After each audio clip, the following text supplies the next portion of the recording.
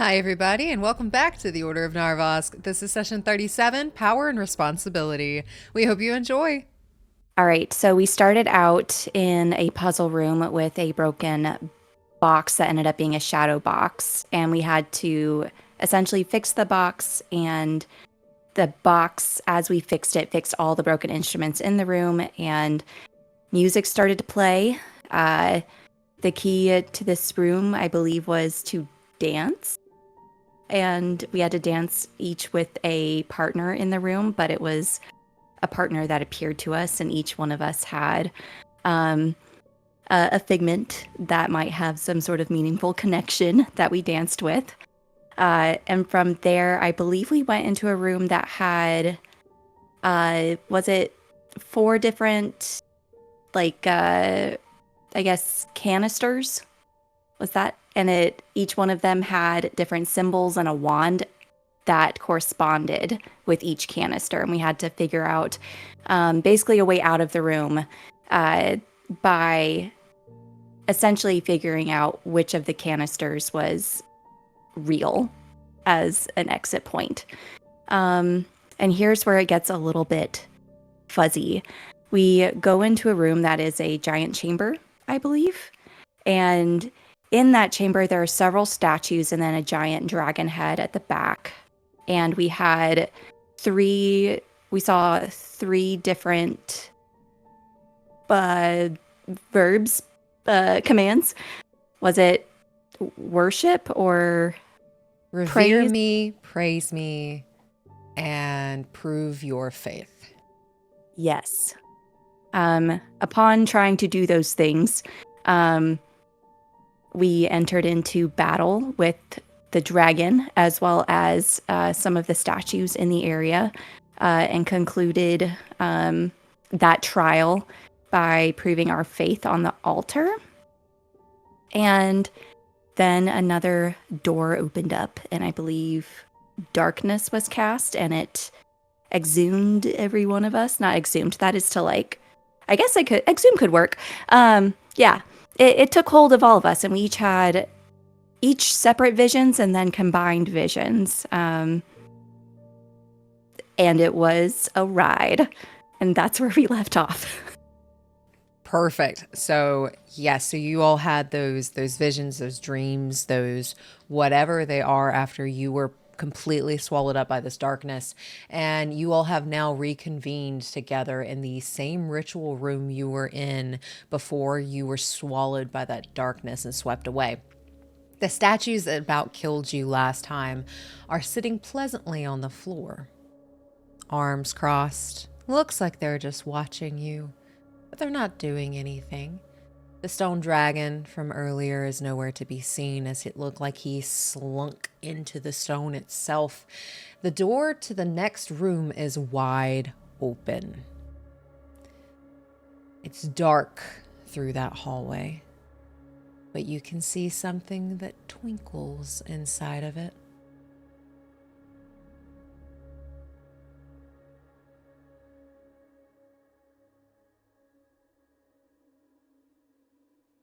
Ruby is holding very tightly onto Professor Friedrich's arm, her nails kind of unintentionally beginning to dig in. I don't think I would notice any pain because I'm also pretty enraptured.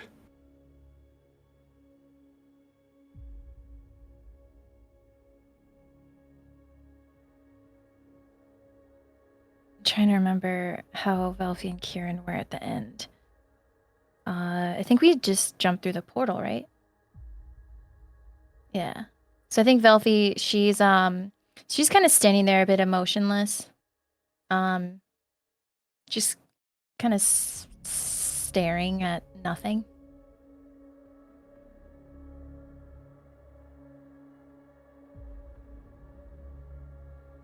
And I think Quirin just looks very confused. Like he's trying to fit the pieces together of where he is again. I don't think Ruby knows this yet, but Quirin also now looks quite a bit different. He has red skin, orange eyes and black hair. Everything else is the same, but just those are the physical changes.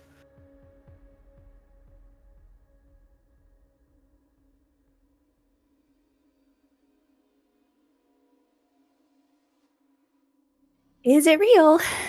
Is this the place we're meant to be, or did we leave where we were supposed to stay? I want to get out of here.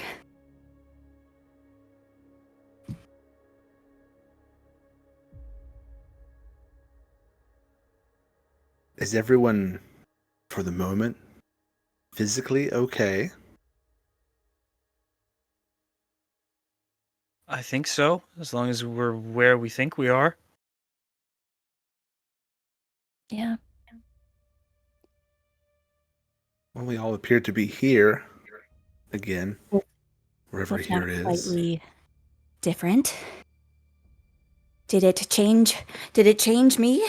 And she looks down at her hands. Because Quirin, you look not like yourself. Yeah, it's been looking down at his hands and arms. It's been a while for this. But different topic, different time. We should just go. So it's not altogether unexpected. No, not totally. I was Bit of a hoping it wouldn't relief. happen, but it did. Well, I can say that about many things in my life. But as long as you are not completely surprised by this transformation. No, I'm fine. Good to move on. And I suppose we must do that. We haven't reached the end yet. And we can't turn back.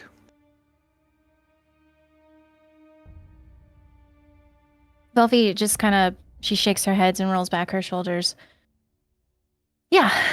So it looks like the door is open. So if we want to go through it, I think that would help us get out of here. A grand idea. I'll start walking into the door. And do you all follow?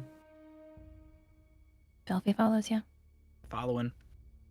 As you begin to leave this room and walk into the next, once you cross the threshold, it's like gravity stops. You feel weightless. Your feet leave the ground. The room you were walking into disappears as you are surrounded by a vast nothingness and stars. Stars of all colors, brighter and more vivid than what most of you are used to.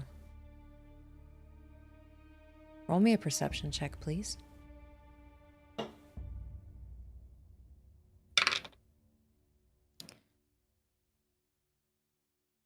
8. 8 as well. 18. 17. Okay. With a 17 and an 18, you two see it. With 8s, you do not. You see some of the stars begin to move and congregate into a singular mass. Velphie, Professor Friedrich, you're looking in the wrong direction. Therefore, you do not see this. But Ruby and Quirin, the creature is large, huge, at least 10 feet higher than you all. It walks towards you with a feeling of grace and superiority and authority as it walks towards you, glides towards you. And then it sits. It brings one paw to its maw, licks it clean. It's feline in nature, with a very large mane and two very long, sharp fangs. And in each of your heads, in a language you are most comfortable with, what brings you here? I need you all to make charisma saving throws. Oops. Everybody or just those that saw it? Everybody. 18. 12. 2. 11. You all fail. You cannot speak a lie in this thing's presence. As for both Ruby and Quirin, you see its gaze go to each and every one of you, and it will know if you try to lie. And it has asked you what brings you here, and it is looking at you all expectantly. It will require an answer.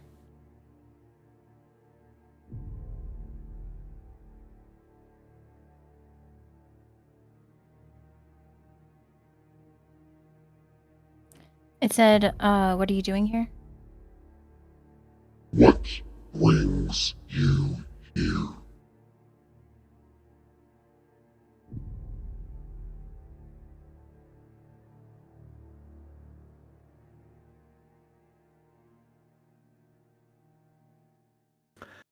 We seek the secret that lies below Esarora, where I presume we are. And are you speaking this out loud?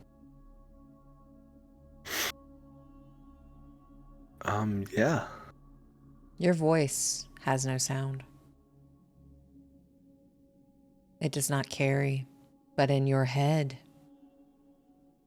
And what do you need that for?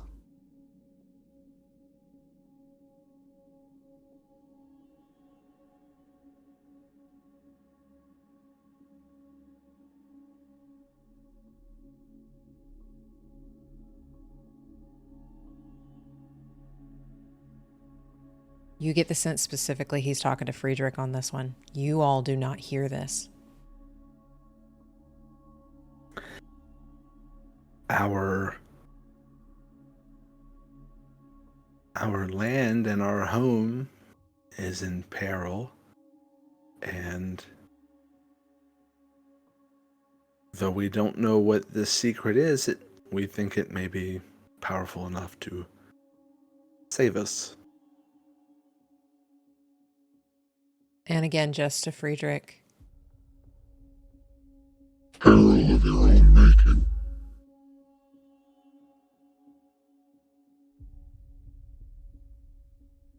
I don't think I'm personally responsible for it, but the collective, we probably share some type of blame. Who did you mean when you say your own making? Your species. Your humanoid forms. Your type.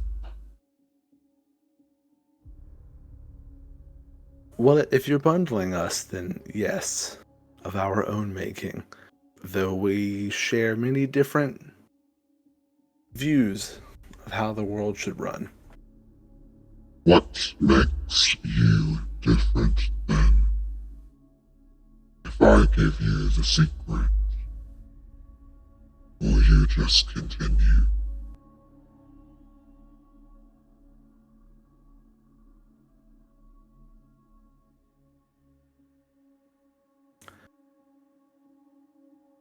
I hope not.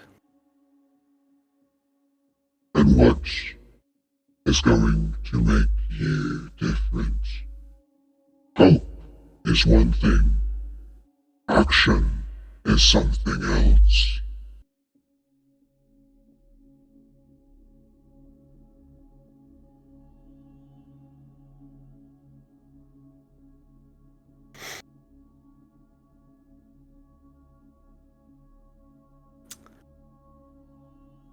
What will make us different is that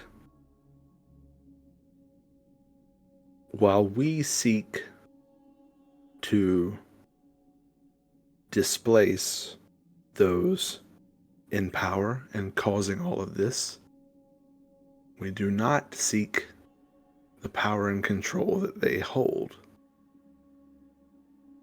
What will you do to ensure there's no power vacuum?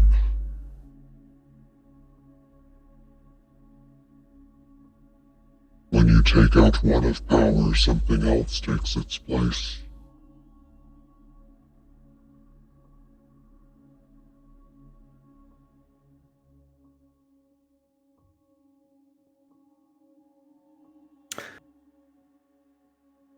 There is no one thing you can do to prevent it. There is no one and done. There is no solution you implement now that is permanent. And while that's happening, Why are you here, Velphie Alwyn?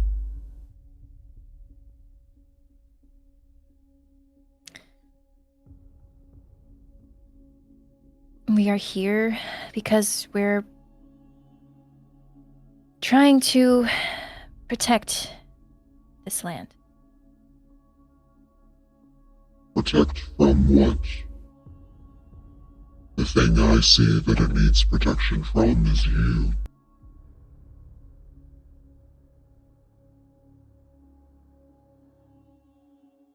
There are, from what I understand, bigger forces at work here. And those that govern our land are forces of corruption, twisting life and order into an abomination. And I merely seek to end it.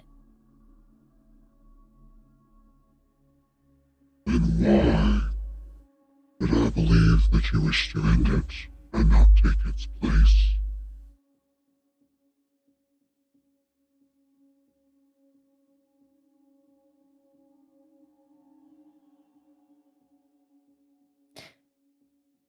Because I seek peace.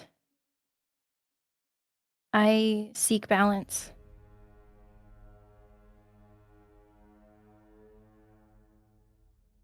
Balance as it is intended, or your balance?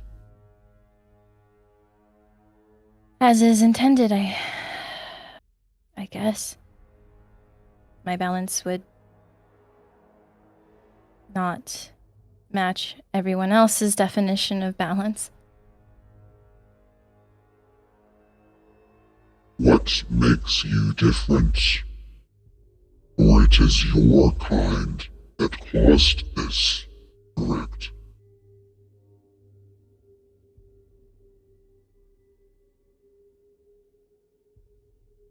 Seeing the suffering that this is all caused, that, as you say, our kind created, it's just not right. And I want to rid the world of it, protect the world from it. Ridding the world of one thing. What if that is balance? What if you are getting rid of something that should belong here?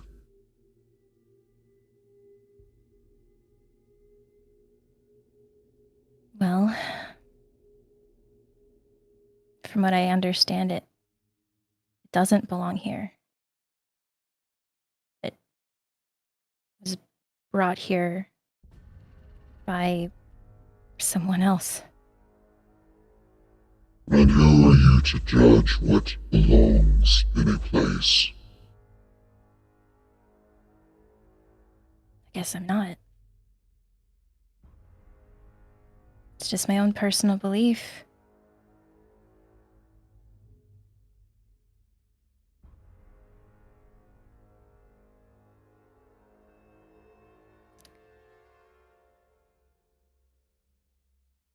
And what makes your belief superior?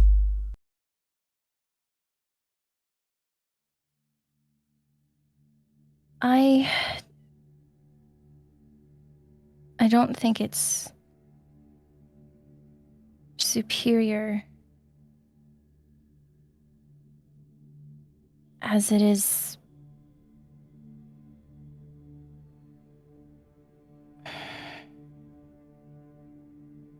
the best way I can describe it is right. And I know that my right is different from other rights, hence why we are in this position to begin with. But again, the suffering that we've seen causing all this pain to people that are just trying to live their lives. How could that be right? And what is your definition of right? Harmony. And what does that mean to you?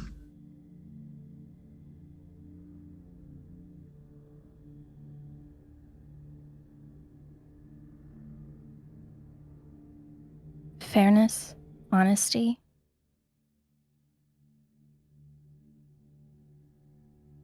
Helping one another. Not trying to keep people in the dark and secrets and seeking power and trying to control things that are maybe even too big to be controlled. But aren't you seeking a secret? I am. But we believe that this secret can be used to oppose them and restore that balance that was shattered.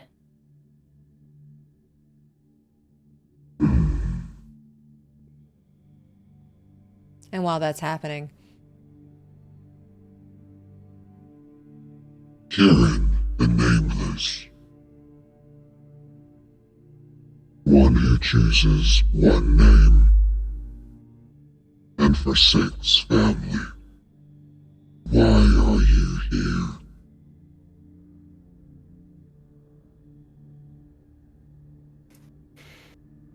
Well, cat thing, I'm here because I was sent here to help them with finding this secret. And what will you do with a secret? I guess whatever everyone else does. I don't know what the secret is. It's a secret. I don't intend to use it. Why are you following in everyone's footsteps then?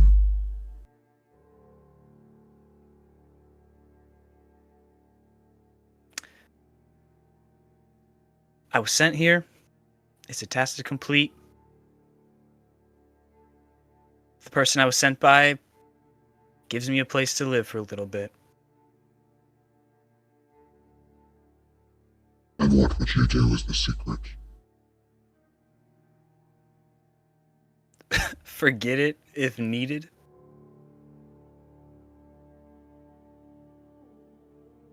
So no desire to fix an order, no desire to take power, no desire for anything but to do as you are told. I have this longing desire to be anywhere but here, so no. And where do you wish to be? Back home.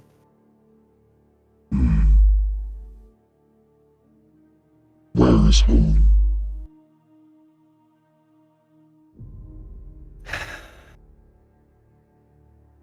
Back home is at the Feywild. With my sister.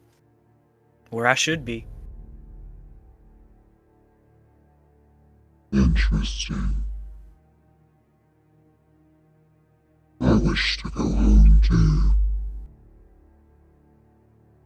How far away are you from home? Many, many stars away. Yeah. Sucks not being able to go back. For being two different kinds of creatures, I believe we have the same desire. Yeah? You seem insightful. Interesting. What exactly is that? What exactly is what? The same desire. He was asking if that was strictly going home or if there was more to that. You go home.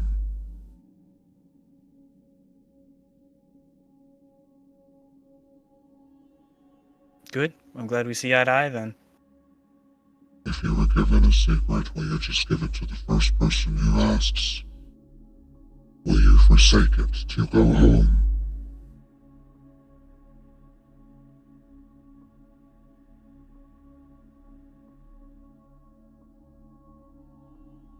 Does Quirin know that he can't lie? Give it a try.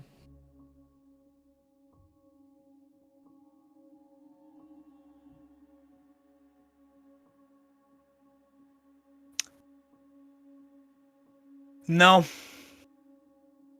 Oh, don't be picking up dice. Wait a minute. I need you to make a Constitution saving throw. And you currently have a point of exhaustion. I do not believe that affects saving throws, only ability checks. I think. You tell me. I don't know either. 14. Okay. So yes, for right now, it will be disability on ability checks, which is not a saving throw of 14, but you still failed. Yeah, okay. Stars start to surround you, and it gets hot. So burning hot. You take 10, 13, 14 points of radiant damage. Ow. Do not lie to me.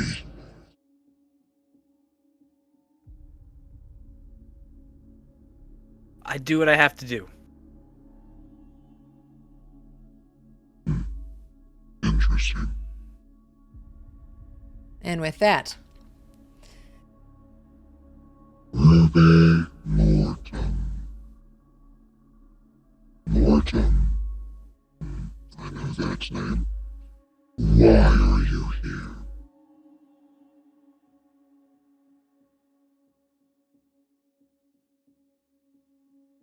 Is it acceptable to say I do not know? Do you know?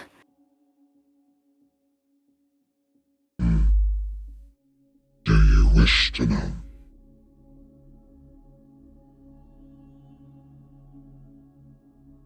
As long as the answer doesn't draw blood. There are worse things than cuts, little one.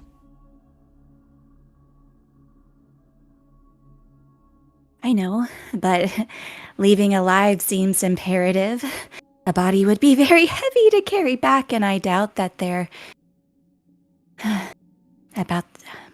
not the type of people to leave someone.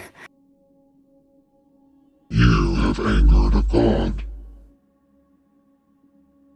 You owe that god a debt.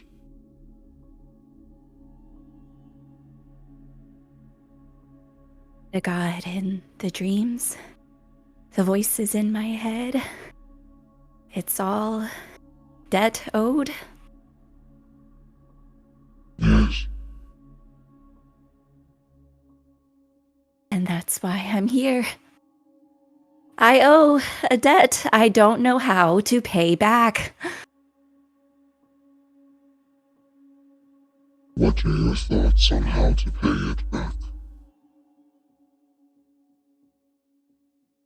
I thought helping the voices would be something. They always ask for help, and I give them somewhere to go or something to do. I listen. I make them feel of use, like they get a final say. But that is grasping. You know only a fraction of what Necrosic suffers then.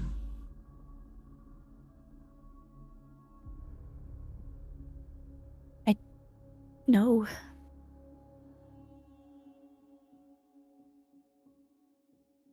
You have angered one, and you will adapt to one. Do not anger another. Emotions are difficult to read, especially from entities you do not know are there. Is it a debt I will owe to you? Where does it end? That is up for Necrosics to tell.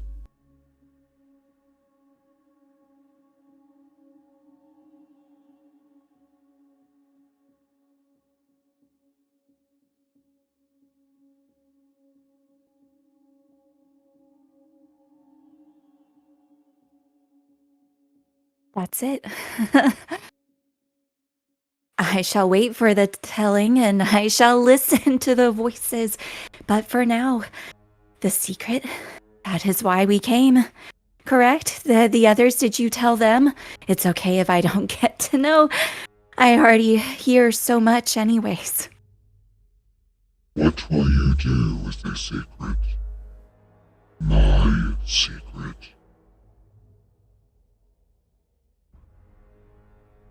I had not thought about it. I wanted to be of use, so I came. I do not tend to be the type of person to try to think ahead. Life has been dealt. That is why I owe, correct? You owe because of a choice you made.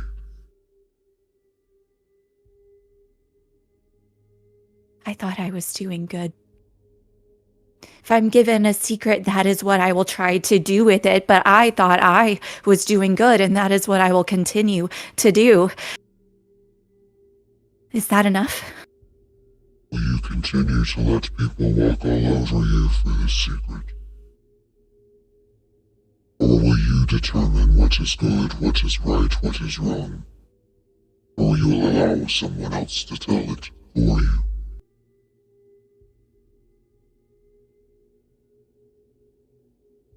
The tightrope. But it's your To role. trust. I know. I wasn't prepared for this world. I am learning and I am trying. I don't want to be used. I said I want to be useful. Are you listening? Then quit letting people use you and be useful for yourself.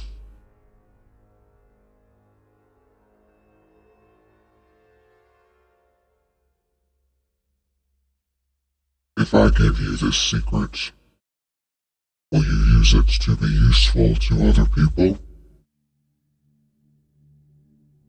People who walk all over you, people who tell you what is right and wrong, or will you determine that for yourself?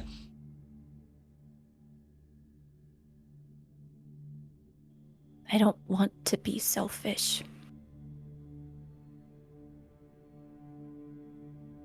You are not selfish. I have met many selfish people. You are not one of them.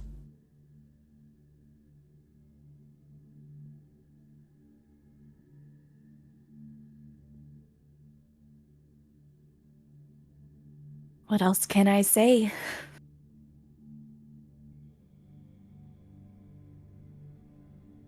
I have a feeling that my throat can't get the words out to lie. I can barely swallow. I don't want to be saying the words I am, but here I am. I'm trying. I'm trying so hard. But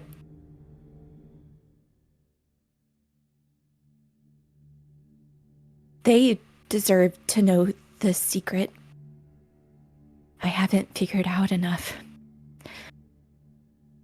I just want to continue trying. That's all.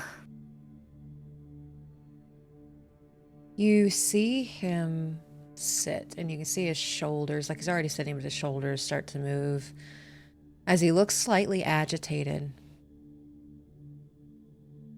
The only reason you say you are selfish is because you believe it. Otherwise, it would be a lie.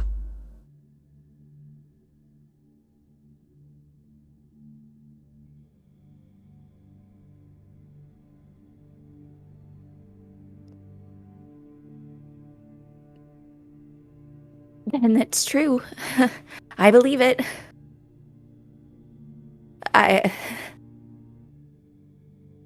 Nothing good has happened. All of those years of trying and nothing good happened, and it all was because of me.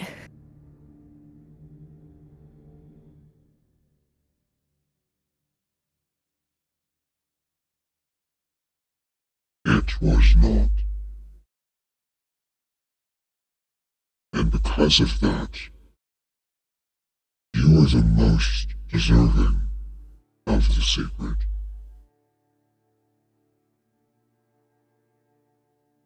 Because you don't want it.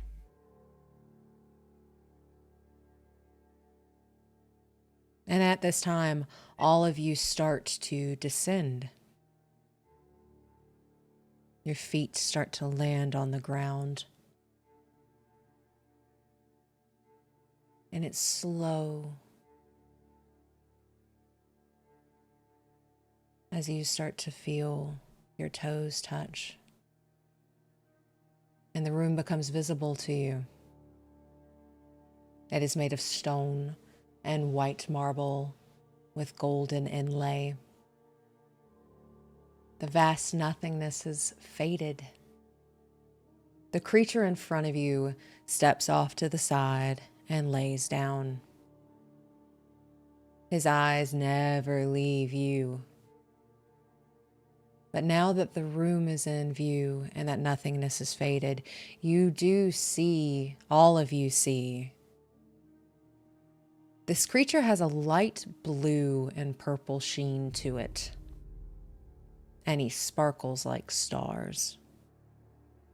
Occasionally one of those stars will even sparkle.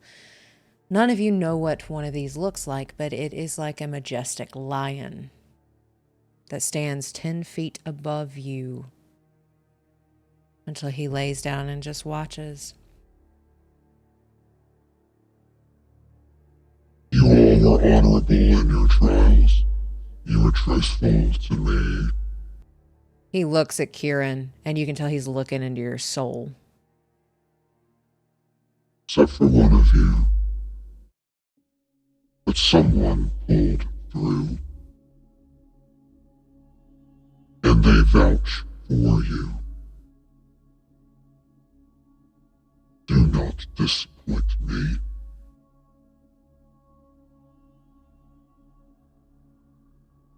On the other end of the room, go ahead and roll me perception, please.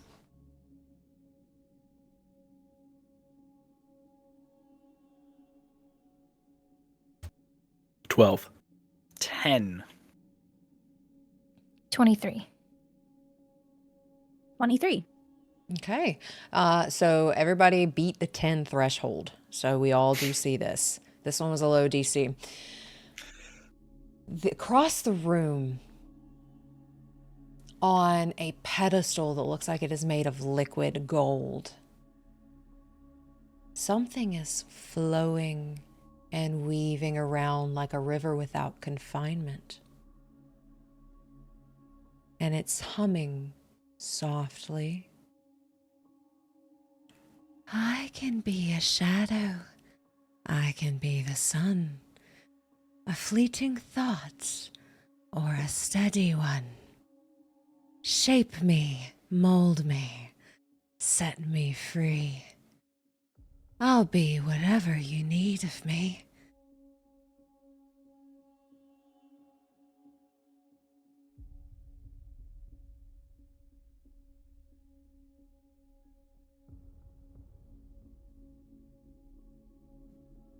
We hear that out loud, all of us. It's humming to you.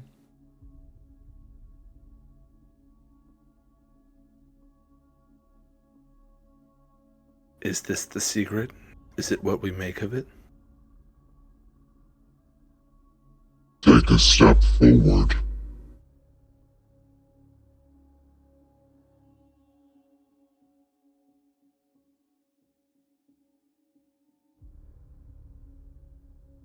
Okay.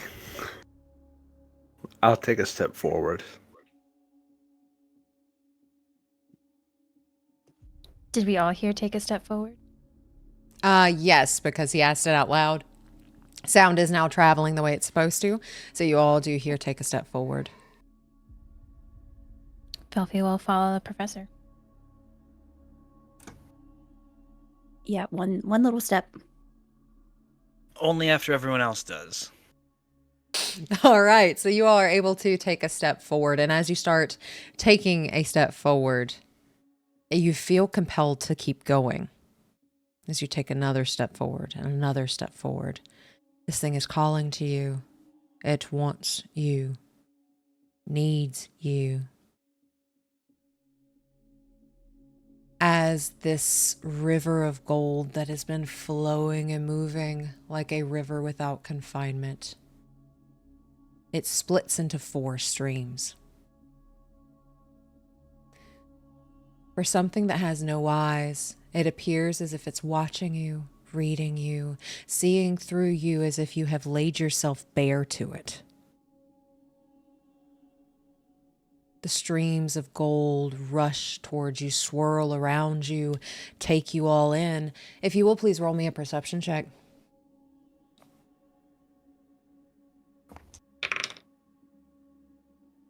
$15. 8. 19. 22. 22, okay. With rubies, are you reliable talent and perception or no? Oh, you know what? Yes, I am. So it is a 16. 16, okay. You all fail. They all look the same as they make their way to you. Friedrich, I'll start with you. As this golden stream twirls around you, you feel a weight on your shoulders, like you've been swaddled in something warm and protective. You are now wearing a set of robes that are navy blue with a golden trim, the colors of Esarora. They go past your knees and they have this very high collar. In another life, maybe these would have been your professor robes at this very university. Quirin, as this golden stream swirls around you, it stops in front of your face and takes in every detail. You feel like it is looking straight through you, reading everything about you, and it then darts to your hand. You feel a weight there. It feels like a hilt of something. It's very ornate, with carvings that resemble the Feywild with beautiful gems inlaid in it. But what strikes you as most different is the blade in your hand that connects to that hilt is slightly transparent. It seems to dissolve in and out of existence with the same pacing as your heartbeat. So, da-doom, da-doom.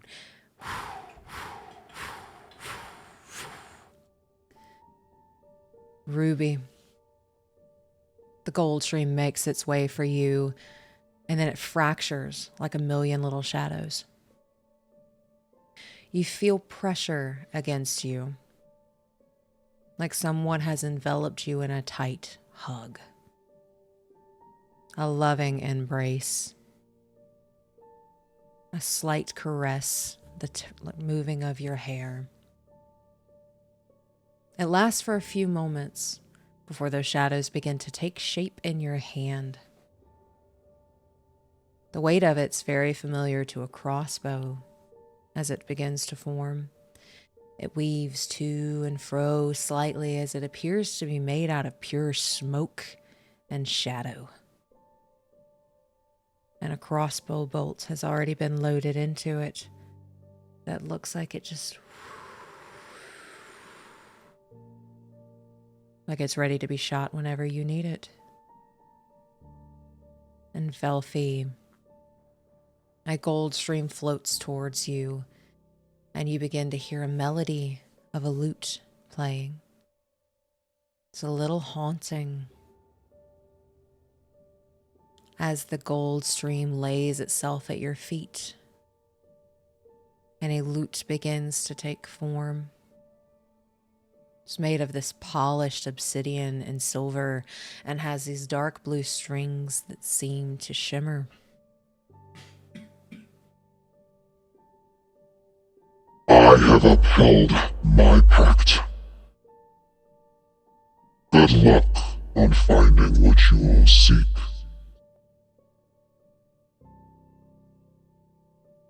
The creature then begins to fade and disappears entirely.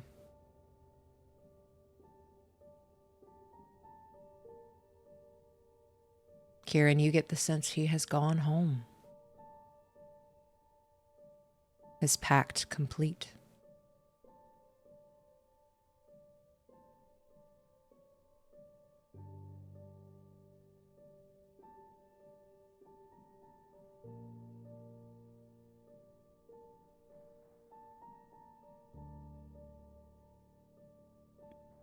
Does the room change once the Sphinx is gone? No?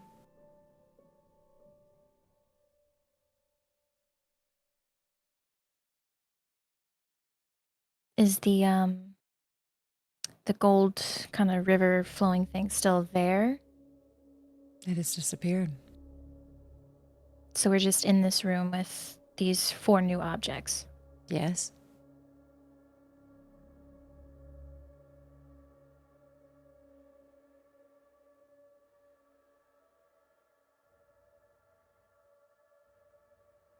Velphie's gonna reach down and pick up the loot that was Oh. left there. Once you pick it up, the stones below all of your feet begin to glow, and a portal underneath your feet forms. You are swallowed into it without the opportunity, without the option to move.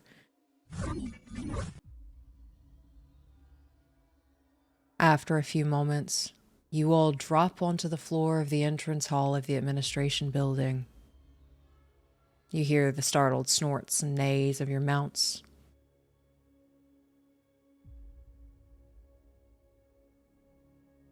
And you are no longer in that room.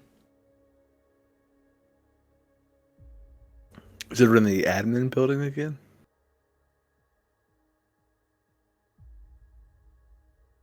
Close to the big nest in the center of the room where Ruby made her bed last night.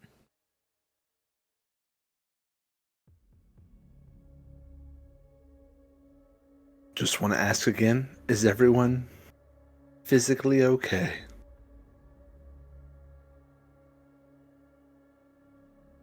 No blood or cuts. I'm just a headache. I've been better. Headache.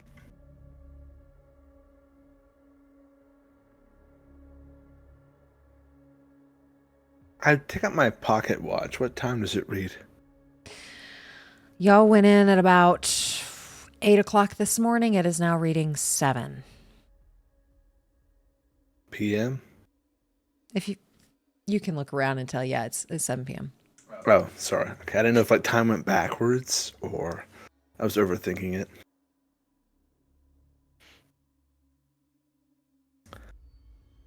Well, that was a full day.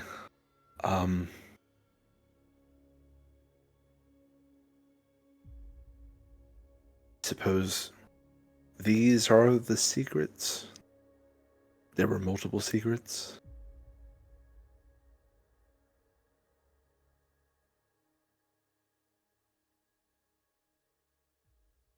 Or it depends on who we were. Some things down there felt incredibly personal.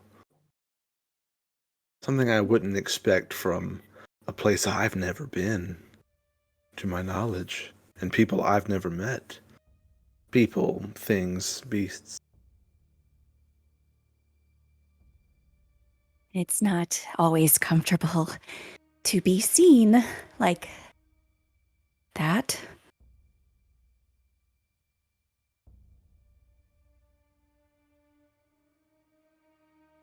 No, not at all. Some things I thought were my own secrets and I would prefer to keep that way. I now feel exposed.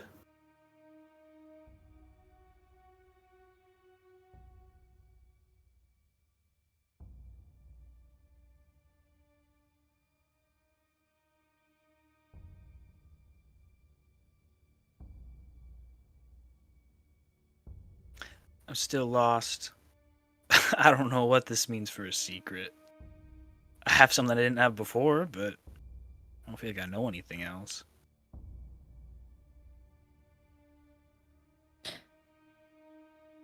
Velphie looks at the professor.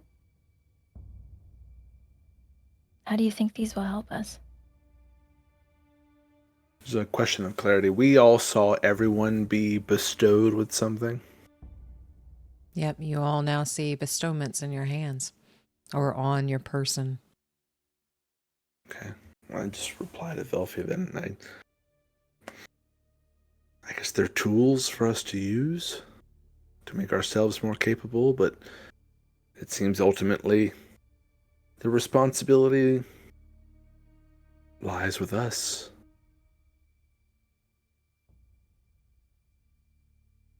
And these things seem very personal. And you got an instrument and you're an incredibly talented bard. Ruby, I've seen the shots you've made in battle, and that looks as capable as any weapon you've used before. Quirin, same for you. So, I don't think this is something we take back to Super. It seems we were given a gift and a responsibility in one.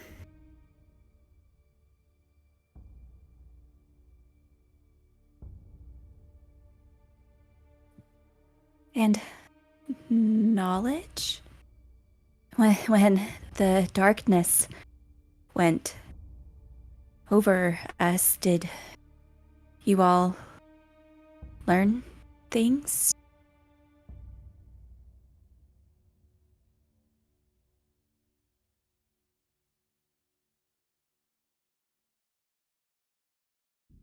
I saw what I think was an illusion of my past and potentially something that either is happening or could happen. I don't know if it's preventable or if it's already happening. I saw both.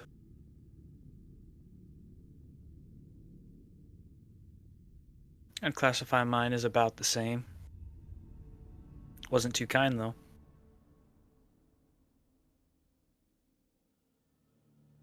Yeah.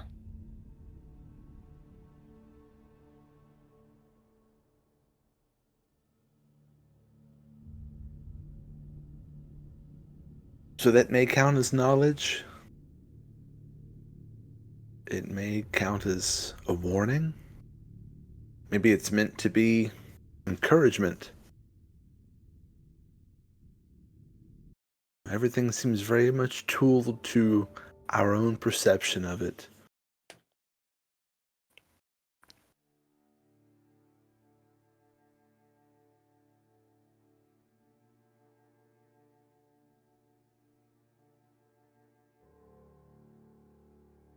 Okay, but then what happens next? I mean, sent over here to figure out a secret, and if all the secrets we know now are personal, I mean, what do we go back and say?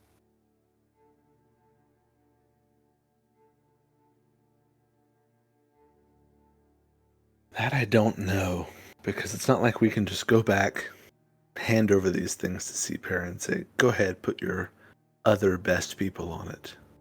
We'll hang out here. Seems we'll be required to see this through.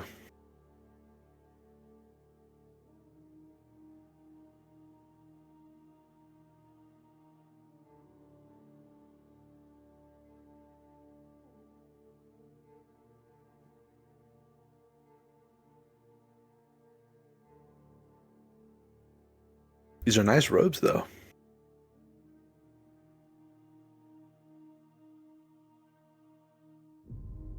They do compliment you quite well. Thank you.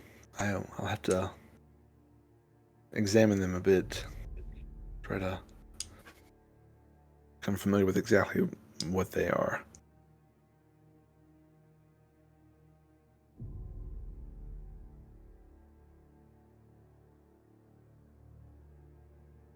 But maybe that's a good plan for the evening.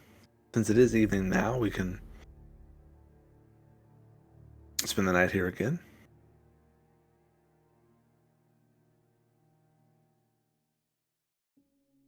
Some time to reel from everything. Yeah. I think I would appreciate that. As long as we think here is safe, given the shit we just went through.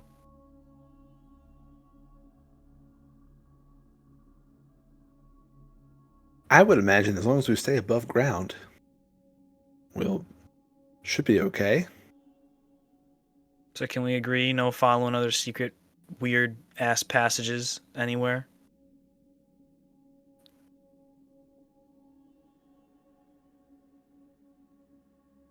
I'll make that agreement for the evening. Yeah, I don't make a habit of it, so won't do Good. that. All of you roll me perception, please. Unless I'm about to see another one right now. 16. 17. 9. Natural 20 for 24. Okay, so everybody but Quirin sees this.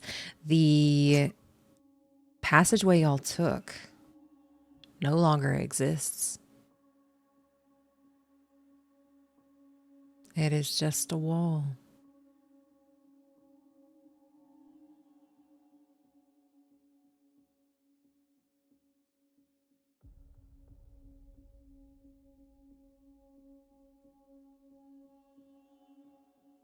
It's like it never happened.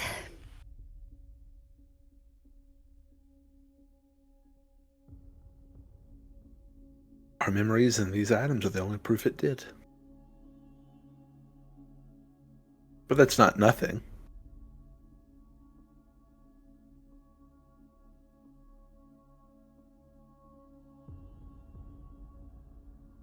Let's get camp set up one more time. And I'll start to help with that. And do all the... Try to start a fire. All that stuff I'm really good at. Okay. You all are able to set up this evening. Go ahead and roll me a survival to see how well we're doing. I'm so good I don't even need... I'm above rolling. I don't even need to. I'm so talented. 17. 17. And what did Ruby get? 23. Okay. Professor Friedrich, you feel like you're doing good. Ruby, you're kind of helping off to the side. That's the reason he's getting it done.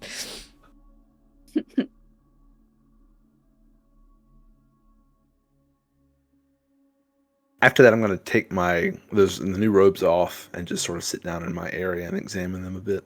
Okay. And more or less for game mechanics, try to attune to them. Alrighty, I have to ask, is everybody attuning to their item? They have been added to your inventories and your backpacks already. Are you attuning to your items? Hell yeah. Indeed. Okay. Ruby, as you attune to yours, shadows swirl you, and you feel like you have a protective coat over you. Like something is protecting you from beyond the veil. As you're examining it, every time you take a crossbow bolt out, it disappears and comes right back into it. This is a crossbow you will never have to load unless you specifically want to add ammo to it. And there are some other interesting perspectives about it that you can reveal whenever you wish. Professor Friedrich, these are warm. These are nice. These are honestly very similar to what the man in the center of this room when you entered the first time were wearing. High professor garb. They have weight to them. They're sturdy. And you get the sense that you will be protected while you wear these. Your magic feels faintly stronger. Something is protecting you now.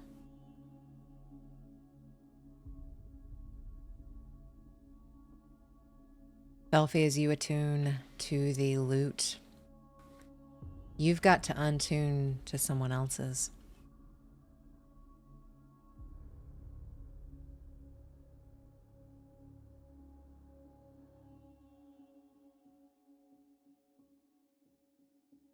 She takes out her mother's loot and just lays it out.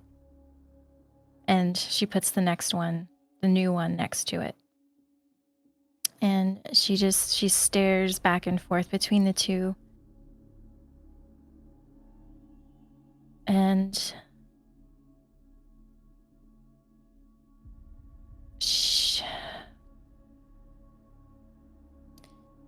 she unattunes to her mother's loot and picks up the new one. When you unattune to her loot, it's like a line has been severed. Like a piece of your mother isn't there anymore. As you unattune to the worn, older loot that was hers, where you can tell her fingers sat, where she tapped out a rhythm on the side, and you attune to the new one, and you immediately feel a link. Oh, it's been a long time since I could speak. Hello, who are you? Hi, I'm Velphie. Well, Velphie, it is a pleasure. I do not have a name, for I have gone by many, so you may call me whatever you wish.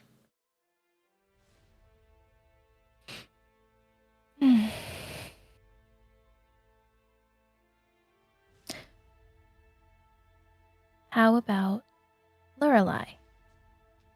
Lorelei.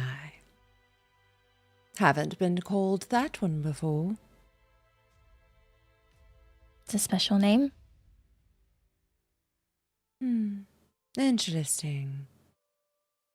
Did you know laughing came before languages, before names? And she starts spitting off random ass facts at you. Like she is the smartest thing in the room. And I think Velphie just kind of sits there just listening as she speaks, just kind of like, what? None of them are pertinent. You hear laughing came before languages. Did you know clouds are extremely heavy? Have you ever flown through one? I have. I have not, actually. I'm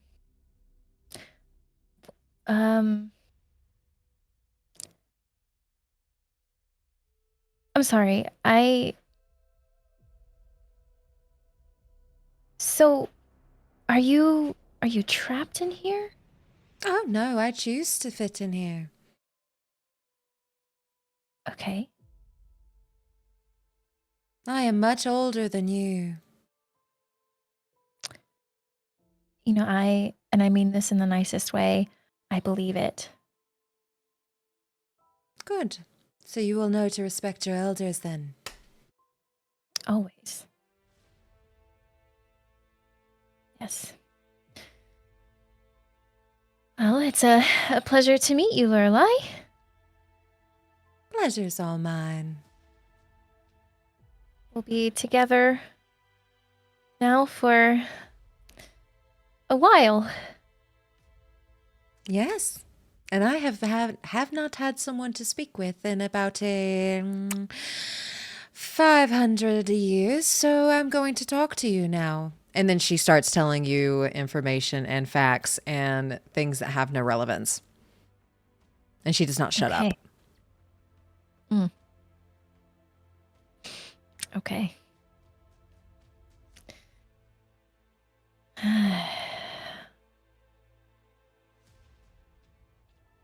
But as she is speaking, you do get a slight sense. Roll me Arcana.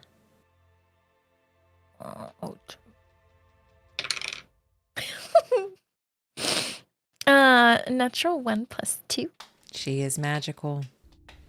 And there may be some magic in there that she has not delved to you yet.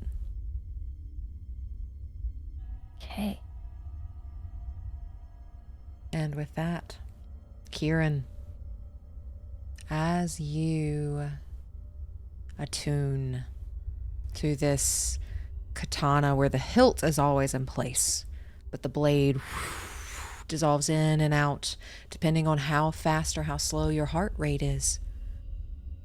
Right now, doo-doom, doo-doom, doo-doom. You feel spikes as you're holding on to that katana stab into your hands. Go ahead and take 4 points of piercing damage.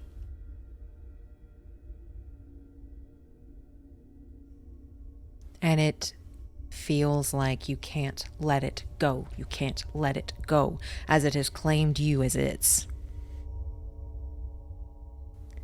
Everything starts to fade and then floods back in a flash. An elven woman is in front of you. You don't know who this is, but you are seeing it through the eyes of someone else. She has bright red hair and she is looking at you worriedly.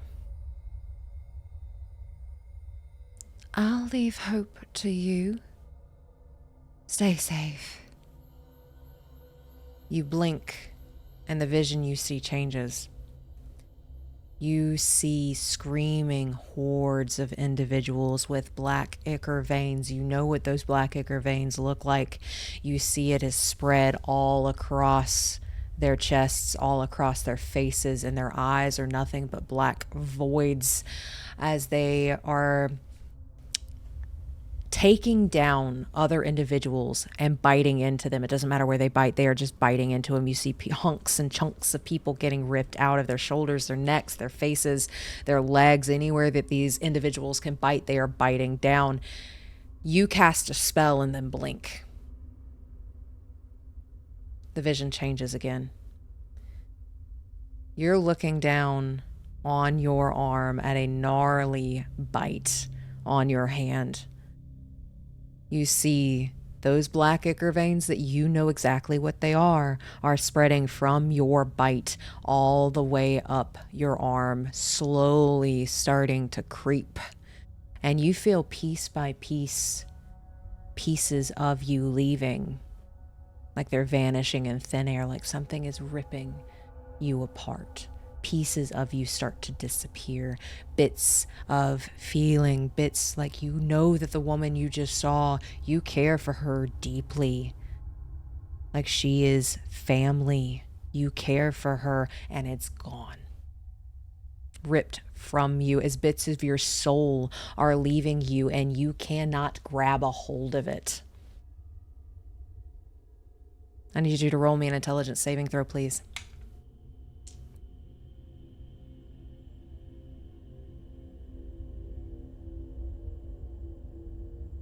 12. 12. You take 13 points of psychic damage that you cannot lower in any way. Everybody else roll me perception, please.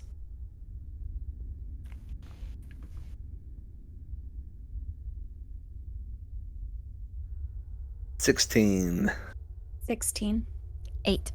Okay. With an 8, you do not see it as she is talking her ear off, and she has not shut up yet.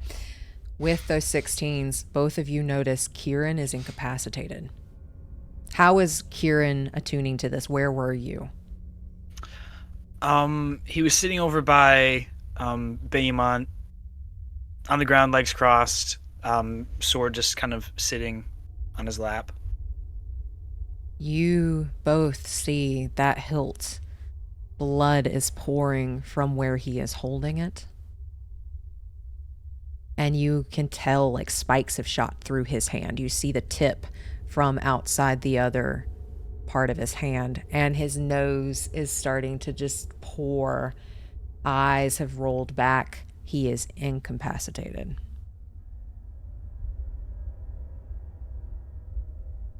I think I'm going to go over there and kneel down beside him and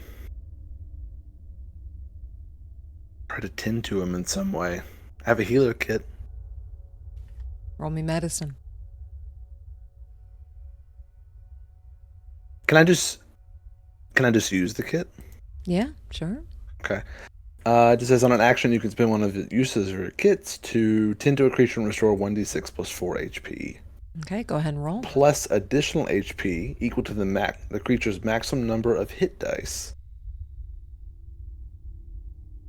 So my roll, I don't know how many hit dice you have, but my roll is a 10. 6 plus 4. Okay, and then is that 10 plus how many hit dice Quirin has? 10 plus however the maximum number of hit dice that Quirin has. Which I don't know if it's the same for all levels. I don't But know. I have 11 of them. I think you get one per level, don't you? So you can, if you click on short rest, it'll show you just how many of those dice you get. Do you think it is one per level? Yeah.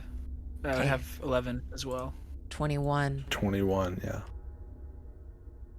But even with healing him, his eyes are still rolled back. Can we try to pry his hand away from the sword? You may certainly try. Yeah, while Friedrich is trying to heal him, I'm going to try to separate.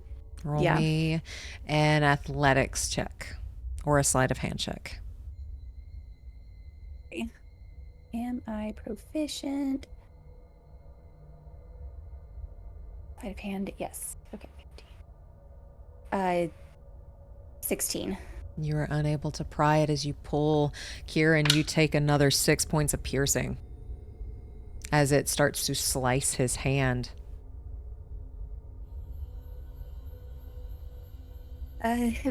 Velphie, something's wrong with Quirin. Is everything all right with the loot? Hearing that, she'll kind of like perk up and look, and I assume she sees the blood and the... Yeah, so you would see everything. she'll get up immediately and head over to Quirin.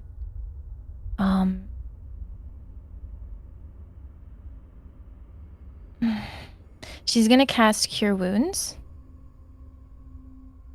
first, and she's gonna cast it at 2nd level. Oh shit.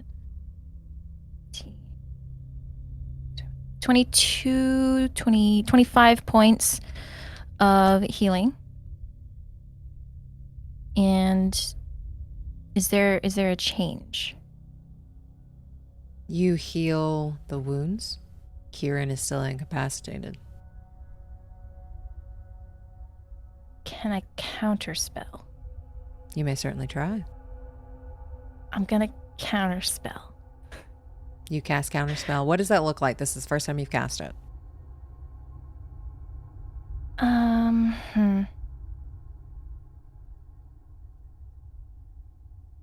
I'd say like her hands were on Quirin, and they're still on Quirin. They're like maybe like by his ribs or something. And when she sees that the healing doesn't work, or well, it works, but he's still under, she tries to negate whatever magic is there, and her hands kind of glow in the shape of her hands, and it just like pours into him, or she tries to pour it into him. And as that happens, nothing happens. Quirin is still incapacitated.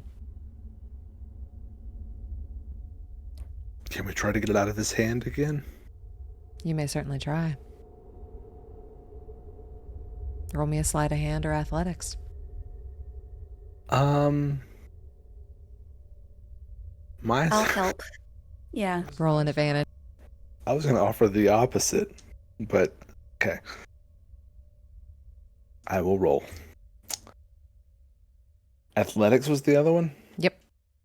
Oh, how is my sleight of hand better? Oh, gosh. Hey, natural 20 for 22. It fails. Quirin, you take another 6 points of piercing damage. I'm sorry. I thought you said it failed. Yeah. Okay. Just making sure. Can we tell that hurts him? Like every time we try to pry it? Can tell that it's these spikes are going through his hand, and every time y'all start to pull on it, it yanks it even further. Okay. I think that's hurting him. And she's gonna cast message to Quirin.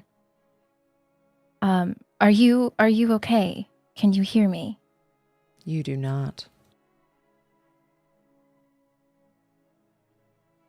So she just feels it fizzle, You feel it connect.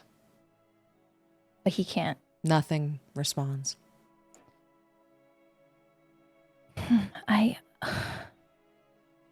Is there anything about the sword that's different? That's bad? I'm gonna take a look at the weapon, see if there's like anything to glean from it. Okay, roll me. Are you looking for magic, or are you just looking for like just anything that stands out? I guess trying to look for anything like magic. All right, roll me Arcana, and I saw Kieran's hand go up.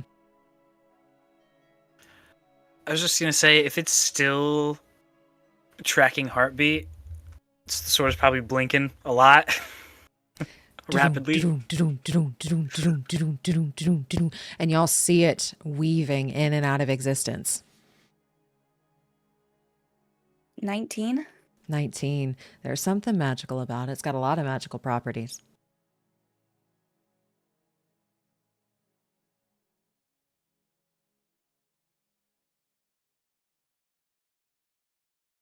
I can't tell if the sword is trying to hurt him on purpose, or if this is part of it.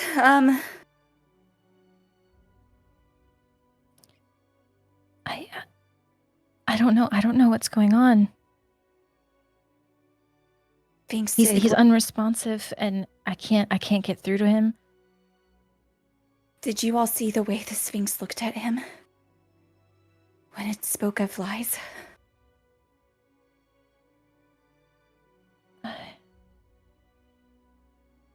No, did he lie to it?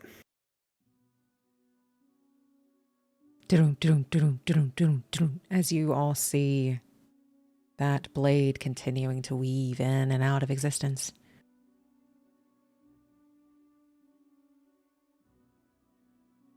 So we couldn't get it out of his hand. We can't dispel it in any way.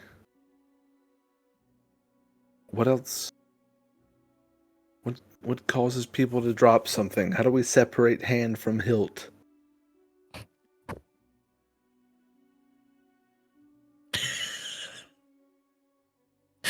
I don't mean hand from body. I mean hand from hilt. Quirin, roll me an intelligence saving throw, please.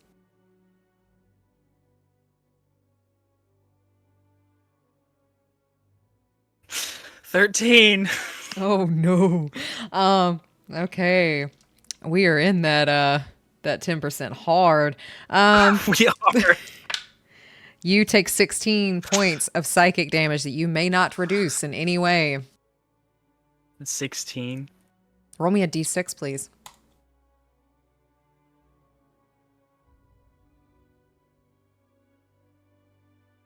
3. 3. That vision fades for you. You no longer see the veins coming up your arm. You now see in front of you your parents. Do you want to describe what they look like?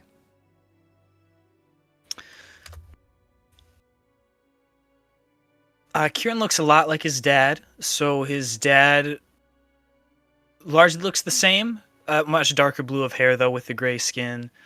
They're old. Visibly. And then she has a warmer toned skin. Got like a dirty blonde hair, visibly aged as well. Green eyes. Yeah. Who is Quirin more attached to?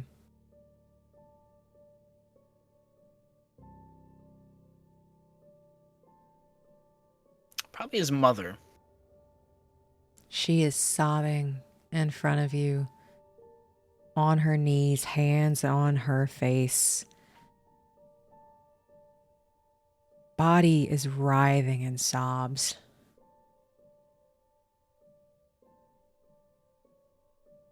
Why didn't you save your sister? Why weren't you there? Why did you fail?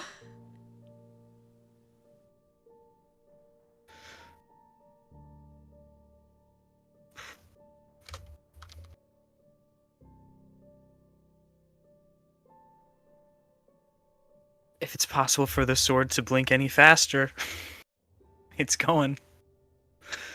Professor Friedrich, roll me a medicine check, please. I also had another idea, if I may. But medicine, 21. With a 21, you know his heart rate is at least above 200 at this point. Okay, I don't think game rules allow this, but I'm gonna ask it anyway. Okay. Can I cast knock on Quirin's fist?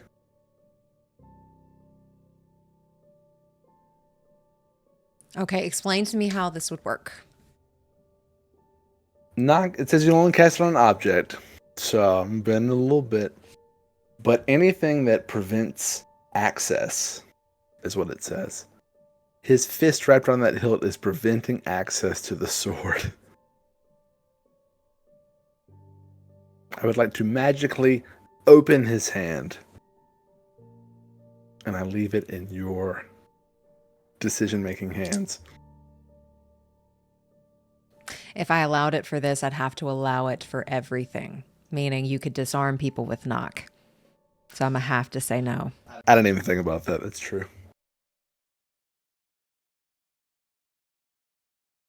I think I'd still try to cast it though, so you can just say it does nothing. It does nothing. As you all hear this from a knock. Well, that one didn't work. But his heart rate is unhealthily high, and I'm trying to desperately think of a way to slow it down.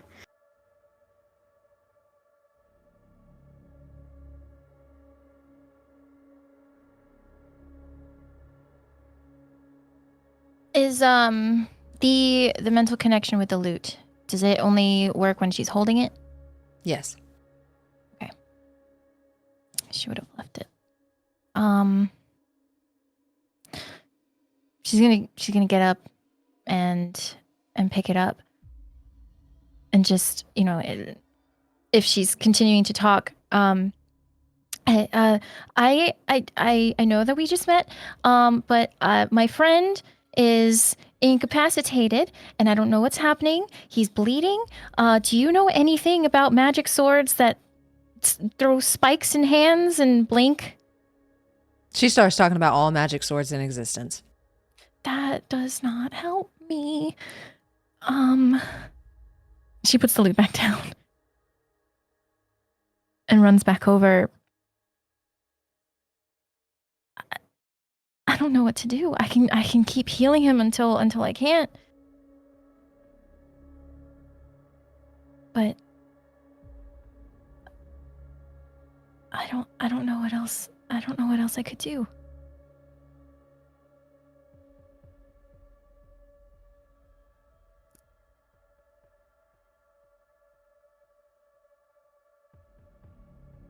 I'm just gonna try to pull it again. All right, roll me in athletics or sleight of hand. Professor, it's gonna hurt him. It's hurting him now, though. I think it's gonna hurt him more. What do we do then? I don't know.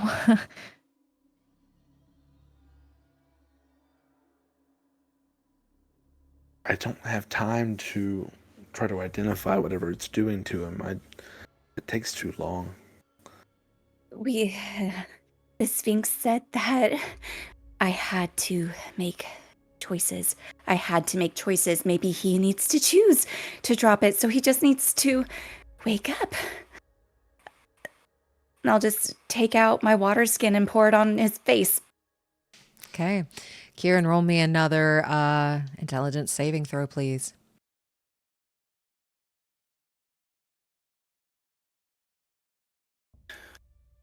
Uh, 26.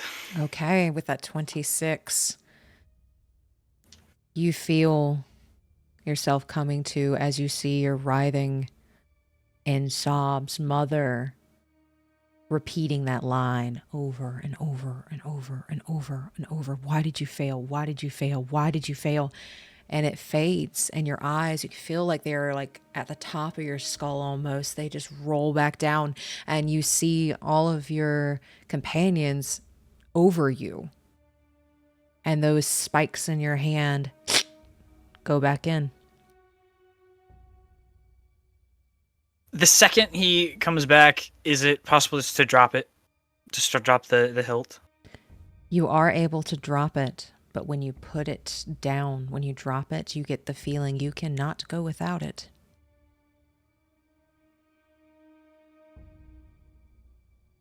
Then if he feels compelled to pick it up again, he'll grab it. And this is just like in one fluid motion, drop it, go right back for it. And then he's just in shock, so he'll sit back up and start like pushing himself away from everyone, just like kicking his feet, just sliding on the ground. And he's like wrist to arm, just like trying to rub off what he saw on his arm. And eyes are just wide, like he's just fully panicked.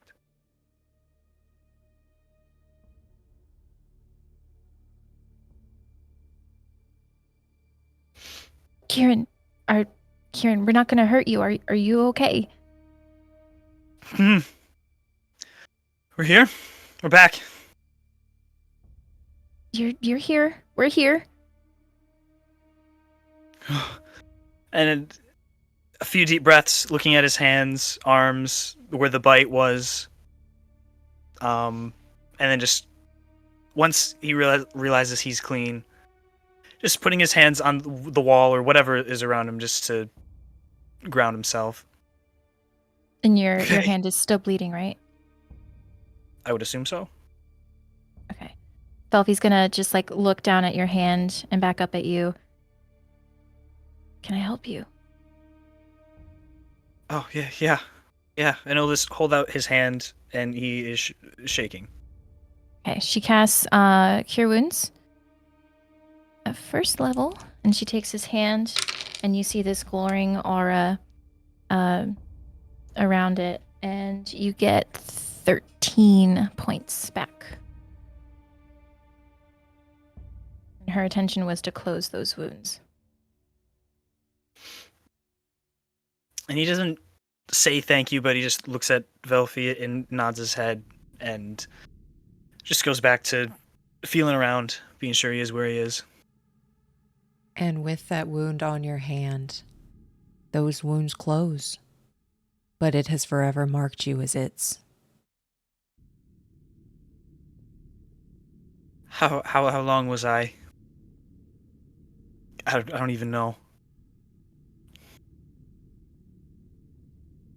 Maybe a few minutes? It all happened very quickly, it seems.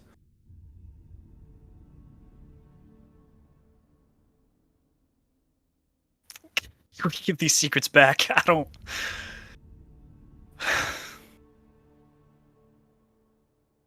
Do you remember anything? All of it? Was anything familiar? Far too much. Similar to something you saw down below? Same deal as those other visions we had before. And he's starting to tear up, but he's choking it down right now. I can't help but notice you dropped it and retrieved it immediately.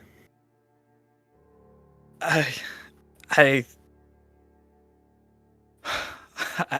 need it. I just felt compelled, and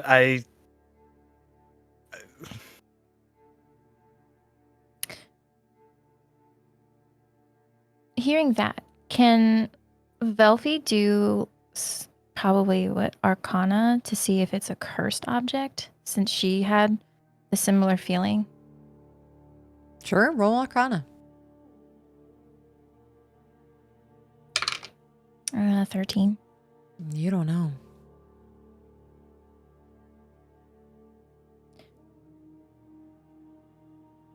I've felt that feeling before.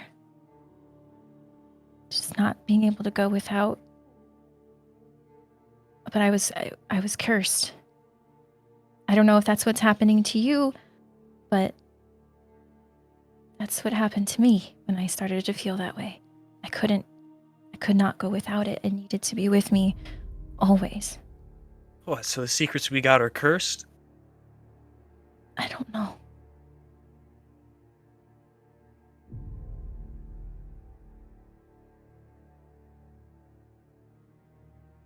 But maybe if we can get to Hope.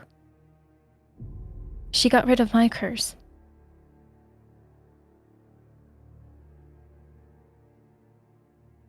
Hope? The who was in the chapel.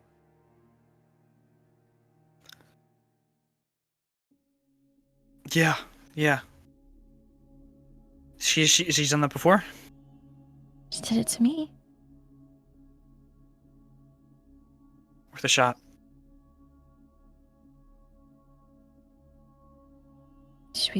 You want to try to find her now? Because I believe she left the chapel. I don't know if she said where she was going, but she had to find a new spot, right, for all the students. So we'd have to leave. We have to go around. We have to find her. But if you want to do that, we can do that. And he's just looking down at the hilt at his hand. I mean, I'm fine now.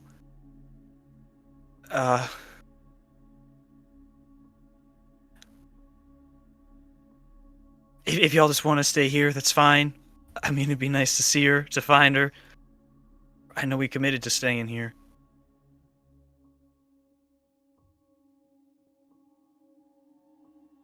We don't want that to happen again, though. So, that seems like an urgent matter.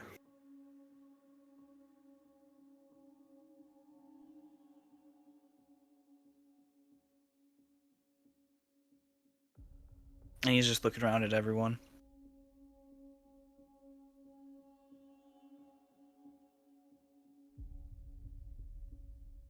Oh, would Ruby be able to tell if, whenever Quirin woke up, if he was afraid of the, like, pain or afraid of something else?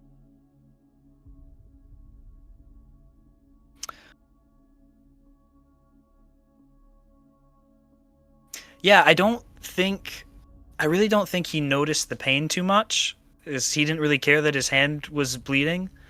And as he kind of like crawled away, he was like rubbing his arm as if he was trying to get something off, so.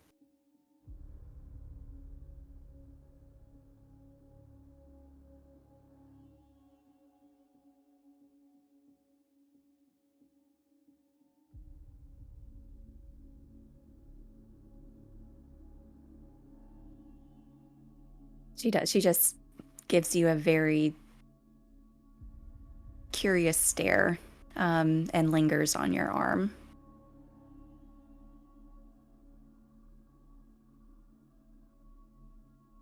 Well, whatever we decide, it happened when I grabbed it. I guess I'm not letting this go just in case.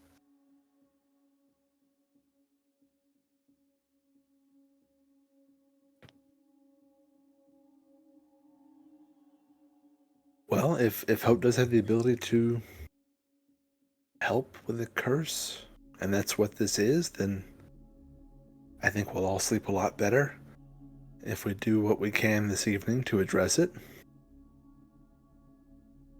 Am I the... Did any of yours have anything? Mine had a lot to say, but didn't hurt me.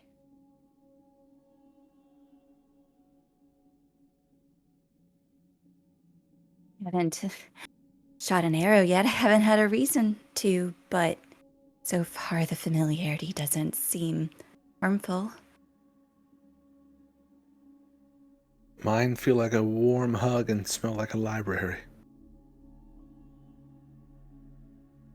Sounds nice.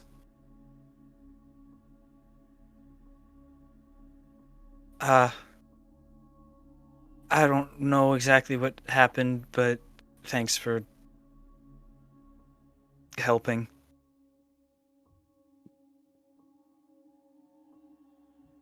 Very uncomfortable saying that.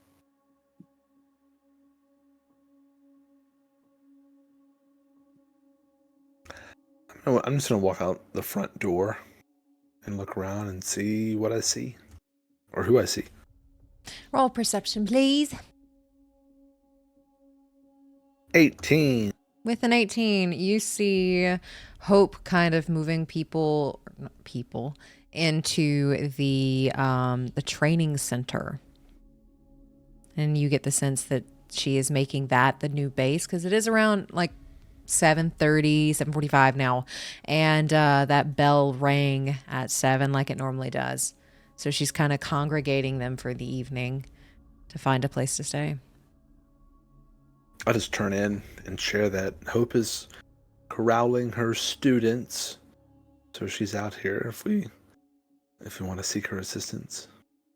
How far is she from the admin building? If Velphie were to go out to the steps and look. About 500-600 feet. Dang.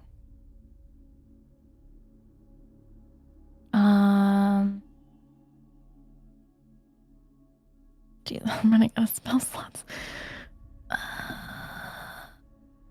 Okay, she's gonna cast Sending Just gonna upcast it to Hope. Hope, we need you in the admin building. Can you get here soon? Might have another curse.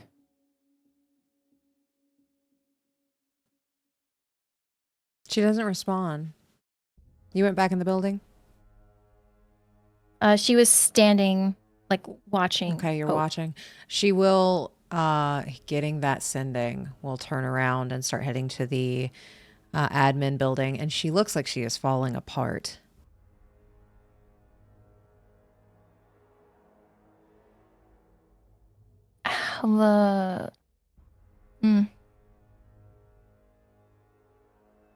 Okay, so she's falling apart.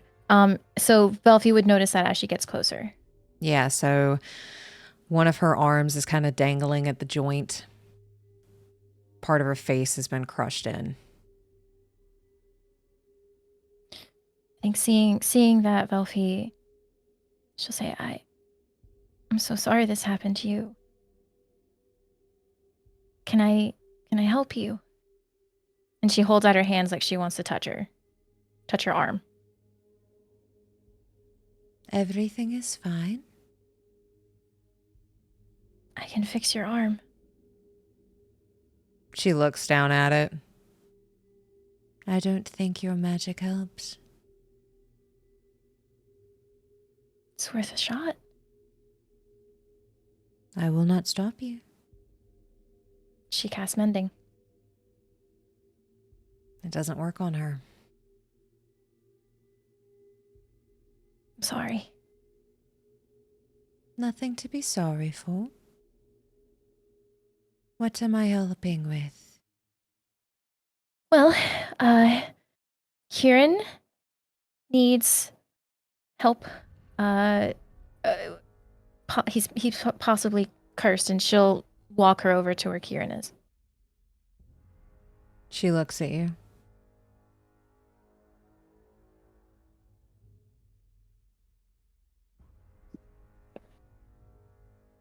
And just stares.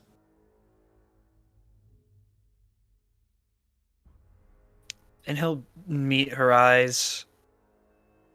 And he'll do that a few times. He'll like look up, look down, look up. And after the third time, what? How are you cursed? Just holds up his hand that's still shaking with the hilt.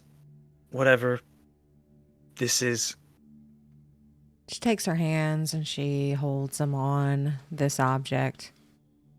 And you can see her eyes going side to side like she can visualize something that you cannot. Then she brings her eyes to you. I cannot help you. You remove curses. I cannot help you.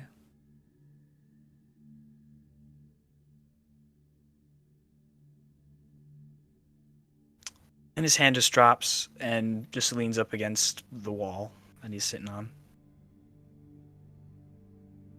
Thanks. I am sorry. Yeah.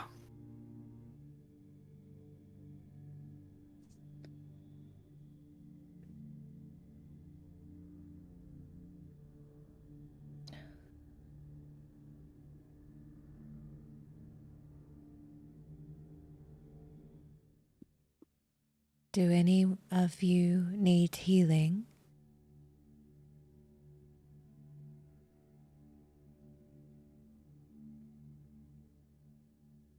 I can't speak for the others, but have the grounds been quiet today? Thankfully, the grounds have been quiet.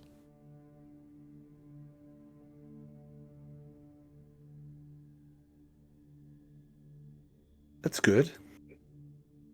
Has anything happened in the past hour or so? Nothing of note. Again, good, good.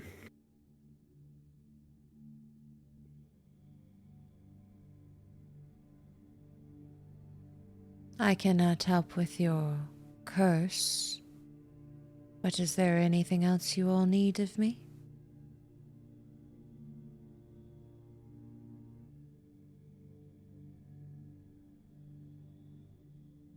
Velphie just shakes her head. She gives a curt little nod, and then she looks back at the sword, looks back at Quirin, looks back at the sword, looks back at Quirin. Protect it. This. And then she leaves.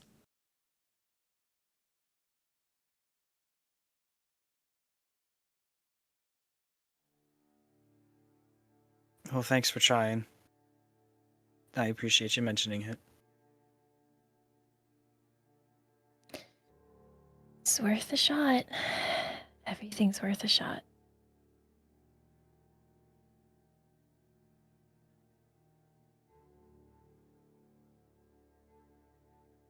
Protect it. Interesting. Not cast it away, not be gone with it, but protect it. Yeah. This cursed secret, protect it. That's great advice.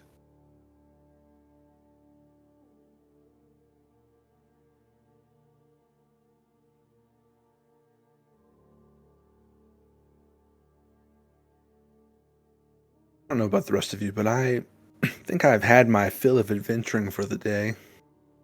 And, I'm gonna go just maybe hang out with Beatrice a bit and have a cup of tea.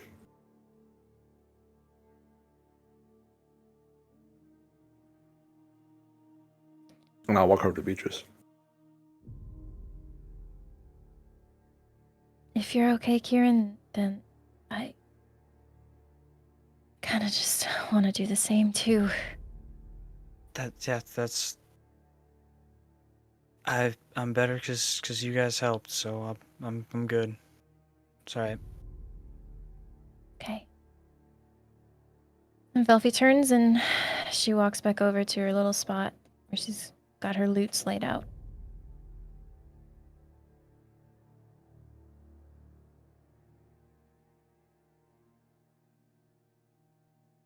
I would Is like Ru- to see the nest again. So, if that's what you're thinking, Quirin, it's already claimed. I had no plans. You have secrets, though. You don't have to tell me, but when it gets overwhelming and I think too hard about it, can't help but touch. I don't know what's on your arm, but I can't see it. I don't know if it helps to know that or not. Well, I don't know anything I didn't know before. Glad to know our little journey didn't take away your cryptic qualities. Just the faintest of smiles. And she'll head off to the nest.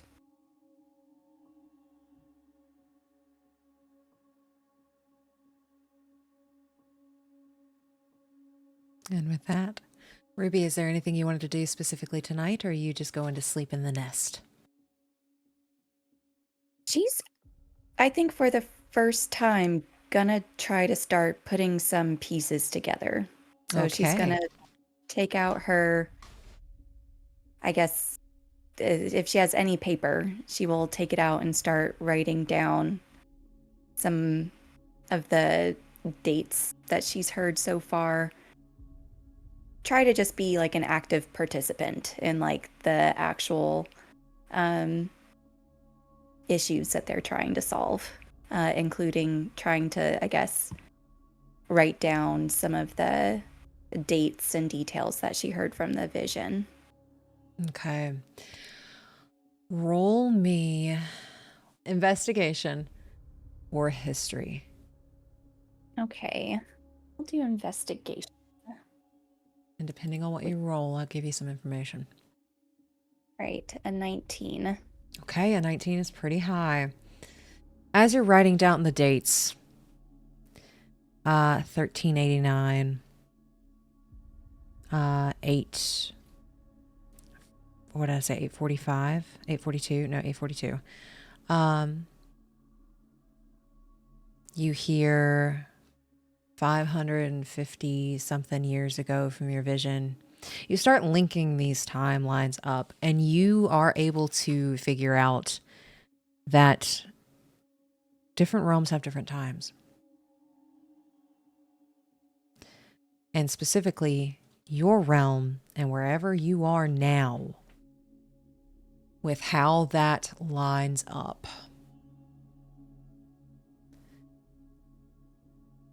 You get 1 year in Shadowfen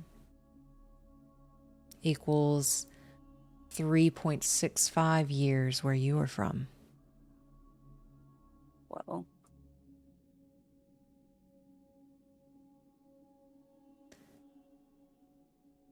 You don't know any of the other realms well enough to make those connections. You don't know the timeline of those other places well enough to make those connections. But you do realize that there is a big time difference depending on which realm you're in. So for those who do not immediately go to sleep, you hear scrawling and then shuffling around the nest, and Ruby is kind of setting up like a pin board in that nest to like get all of this together. Yeah. But that also means you're not on the material plane anymore either. Okay. Mm-hmm.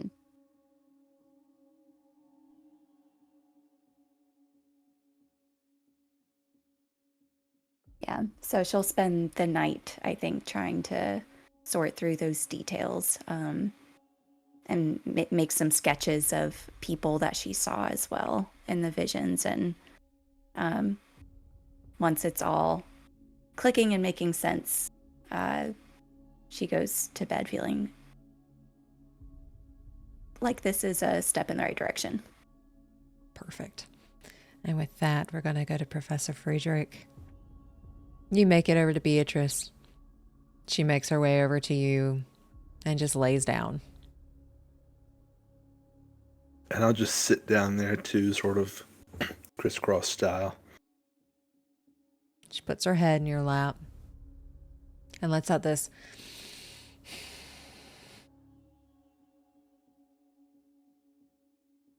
And normally I would go with speak with animals, but I think we're in one of those states where it's like wordless communication that's perfectly in sync.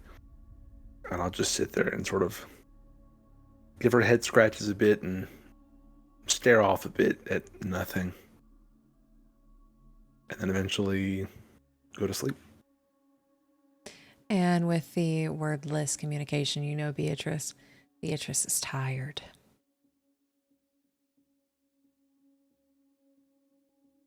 Me too. And with that, we're going to go to Quirin.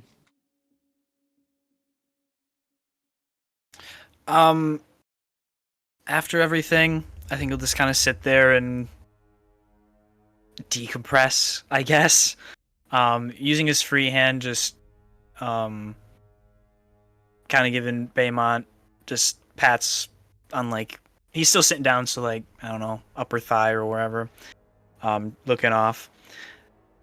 Before he tries to go to bed, can he just try and set the hilt down and pull away? Like, he's not trying to get rid of it, he's just trying to set it down so it's close so he's not holding it all night. Yeah, so you are able to set it down. But you just always, you feel that connection, that pull to it. It is yours and you are its. It needs you. You need it. There's a link there that wasn't there before.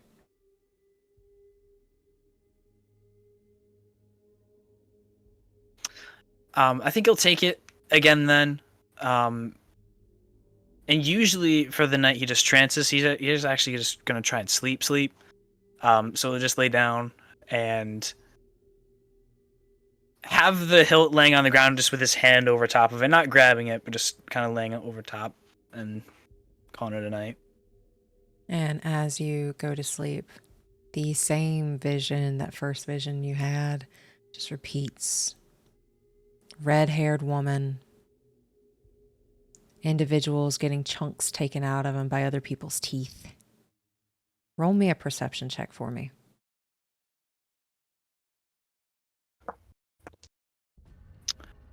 19. With a 19, as you are reliving this over and over, there's white marble with blue and gold marble inlays in it.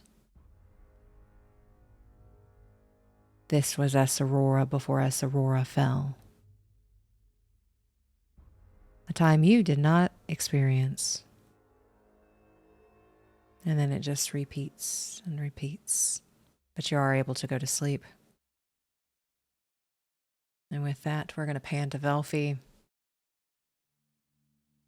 So Velphie walks back to her spot, and when she sits down, she just, like, a motionless face, her shoulders slump, and she just shuts down and stares at her mother's lute for a while. And eventually, in a, like, monotone, emotionless voice, she picks up her fox.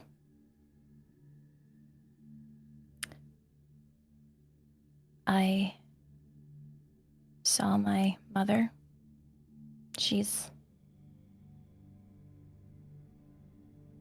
I'm shattered to a million pieces. I just need you. I need to hear your voice. Please say you're safe.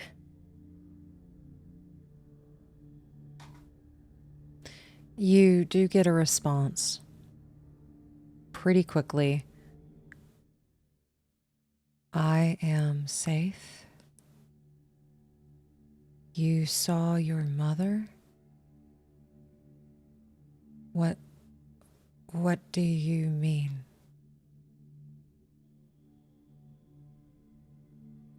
Let's see, can I even? I can. Okay, she's gonna upcast sending.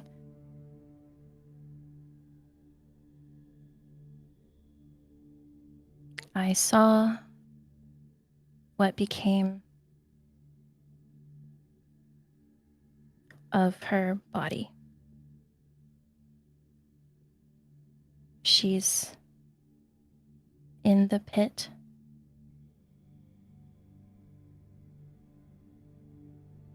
Attached to whatever is down there. It's protecting something. Can't get it out of. He responds back, I am so sorry.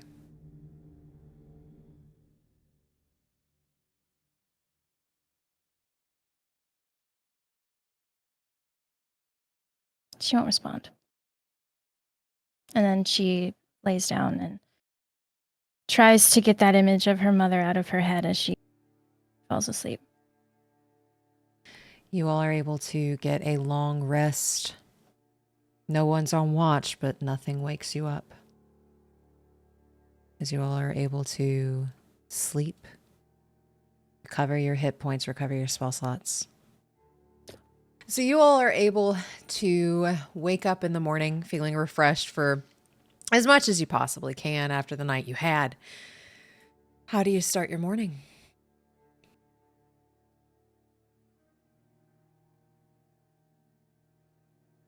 A nice strong cup over the fire. Do you make it? Yeah, I'll give it my best shot. Roll in survival. Oh no, T is survival. Okay. It is survival for Friedrich. That makes a lot of sense. 16. Okay, you're able to get a fire going. You're able to make your tea pretty well. It's not as good as the fire that Ruby made the night before, but you're able to get that going.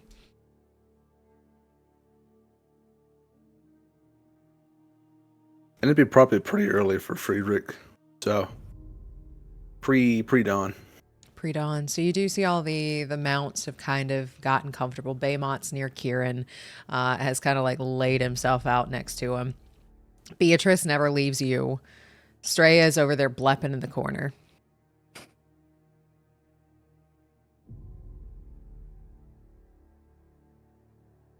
I won't rouse anyone. I'll wait till everyone else gets up. Okay. Who would wake up next? Not Velphie. If I smell tea, I'll get up. Yeah. You see Professor Friedrich at the fire that he made and got himself a cup of tea. Beatrice is just laying right next to him. Her head's probably in his lap.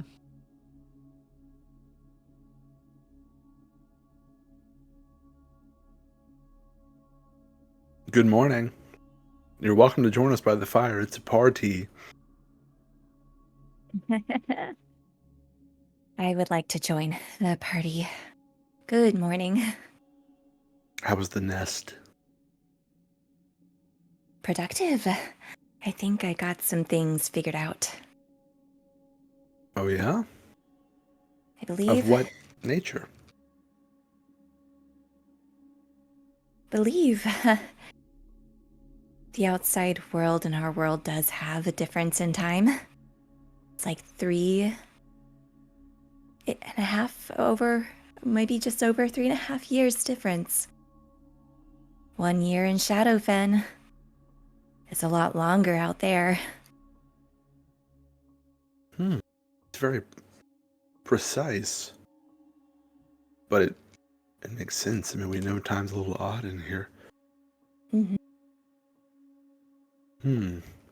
So does that mean the rest of the world is just literally passing us by in here? That's one way to say it.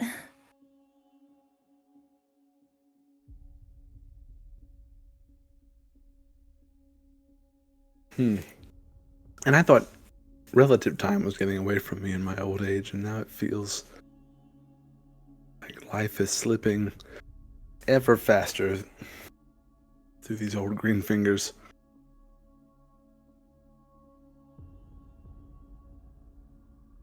Yeah. I guess it is a strange thing. I didn't figure out the start of it, but if I had to guess, it would be at the start of everything. So, if we've lived 152 years with this thing, then that means the rest of the world has gone... I can do it, I think. A little over 500 years? 530 years or so? Something like that. Something like what the man said.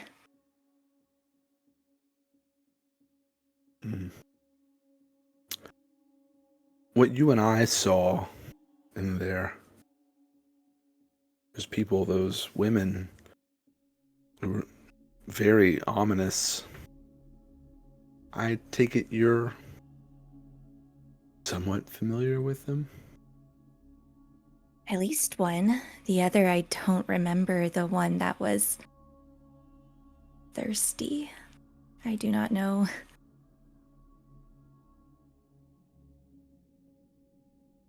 The other, I believe you are a man of intelligence, so you probably deduced. Well, I sort of put two and two together with the names, but Is it accurate? Is there a relation? Biological, yeah, that's what it would be, but I haven't seen Mother in 10 longer. It's been many years. Well, we don't get to choose those relationships in our lives. Were you close? I don't think mothers are meant to be always close. It depends on what kind of mother they are. No. That's true. There's a range. I never knew my own mother, so not close at all. Some of my students' mothers were way too close. Hovering over them at all moments, wanting to protect their little ones from evil things like quizzes and grades and responsibility. So, there's a range, I suppose. Quiz? It's sort of like when you ask a handful of questions to make sure people have been paying attention. That happens in school. Oh, yeah, okay. And you see, Ruby is trying to piece together this, school culture that you speak of. Okay. Yeah. So is it kind of obvious then that Ruby may have not had a traditional education in that sense? Yeah. Okay. Ruby, at the mention of mother, little Blue picks up. Mother, Oh, mother, mother, mother. oh, I think that's a vocabulary word that the soul fragment knows. She's repeating it. Okay. My mother is not your mother, and it's probably good. I think I was one.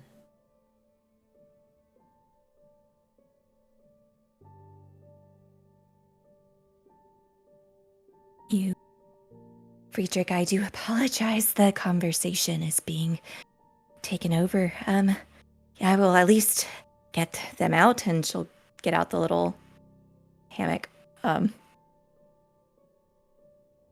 You remember a portion of your life? Is that what I'm hearing? It feels familiar.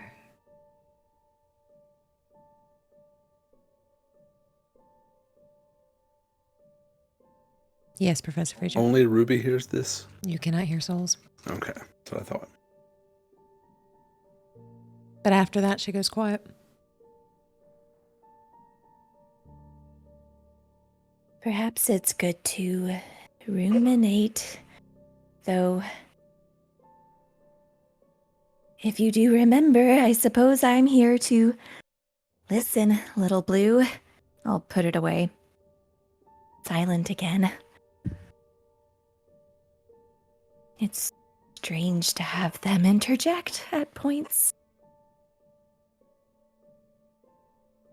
Well, in the way that I can't hear them, perhaps they can't hear me.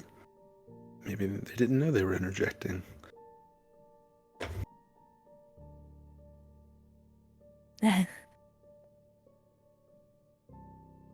They were a mother. I guess everyone has something that they would feel as a tether. Is that something you've heard from one before? Some sort of memory? Most of the time they seem very lost. This one did too, but also said it had direction, was drawn It's strange. That's different. Strange and different is not bad. Many scientific discoveries were very strange and different at the time they were found, and many were disregarded. Their discoverers shunned because it was strange. So I would think in our world, what you're able to do is actually quite remarkable and could be incredibly helpful in understanding what's going on. And that's what the Sphinx wants me to say as well. And also the vision, the one you were there for. Mother has a hand in this, does she not? It would seem so. I mean, Her what and I the- saw... Hmm? Oh, Go ahead. yeah. Her and the woman and the kind man.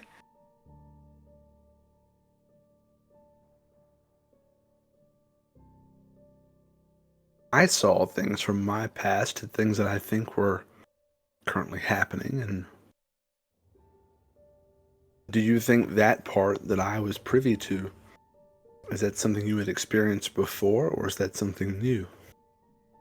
That was new to me. That's not a memory. Same for you? Same. And the memory was so much nicer than the current event, so to speak. I don't know if that's true for all of us, but hopefully your memory was nicer.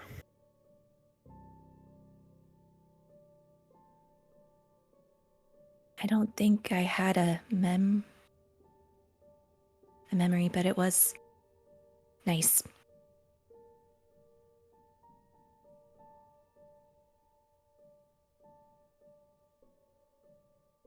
Mm.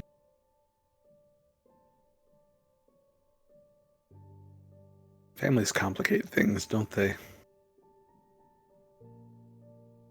I suppose how they do. Well, I suppose they always do, because you don't have much say in it, like I said. But it can be a motivating factor. I mean, Velphie was overjoyed when we got to Limbo and saw our father again. But also a source of pain. So, I don't know. I'm sort of just thinking out loud. It's all right. I think you, and looking down at Beatrice, I think you just like to comfort. It comforts me to provide aid, or what I think is aid.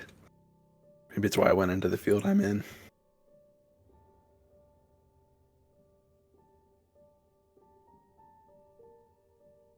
Maybe. It's nice. And she just drinks her tea. Same. And with that, time passes. Who wakes up next?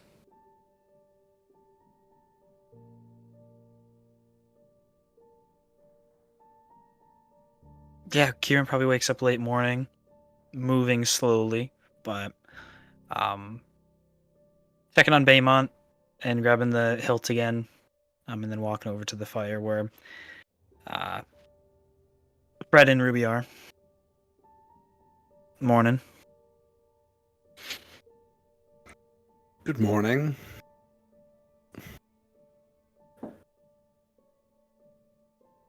Oh, and Quirin looks normal again for when you first met him.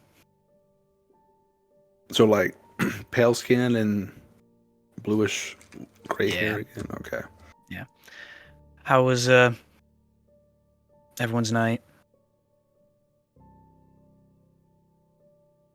For me, it passed much like any other. Tea? Yeah, sure. I'll pour a cup. But you're both fine? I mean, we all saw things yesterday. I'm alive.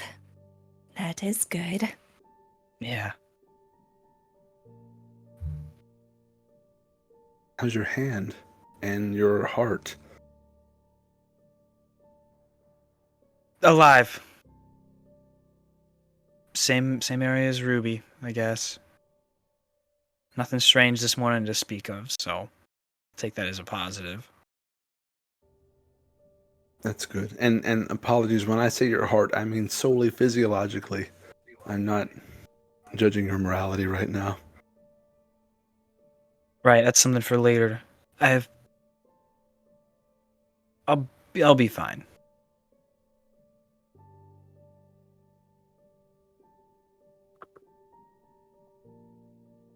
Well,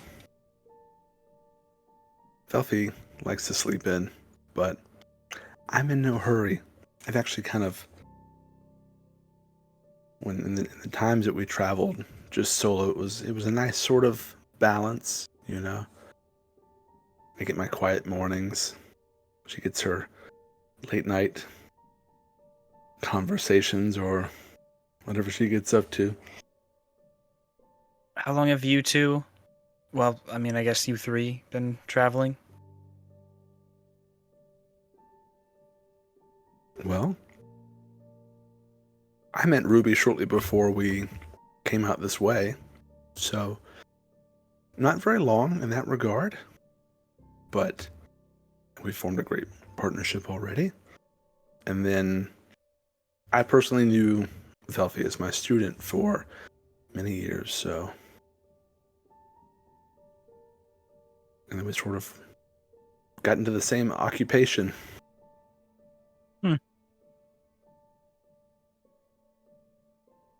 I guess I don't want to pry, it's none of my business, but Fred, the people in what you saw, students?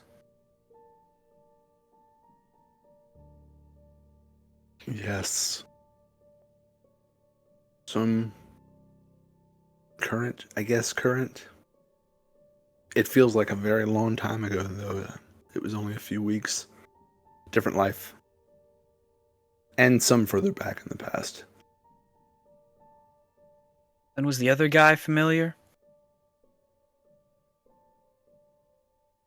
Not really.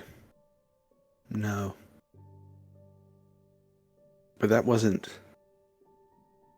from my past as far as I remember. I fear that's something that is happening, recently happened, or perhaps we're on the path to it happening. Well, if what was happening is what it seemed like, I hope not. Sounded like he felt owed something. People feel owed something, it seems. I think when you feel owed something, it's sort of an excuse that you make for yourself. Yeah. Justify things you do. Yeah. Good, bad. Yeah. Roll me a history check, the both of you.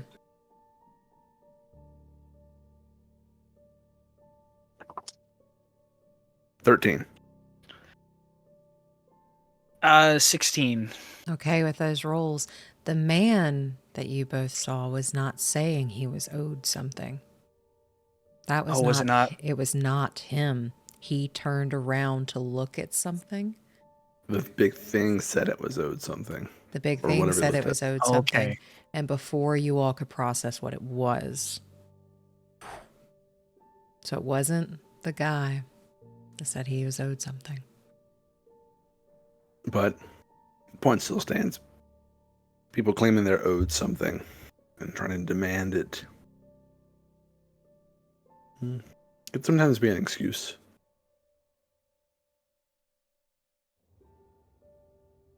A sad justification. For selfish deeds, perhaps. I would agree. I would agree, or in some cases, a lack of willingness to go out and earn it yourself.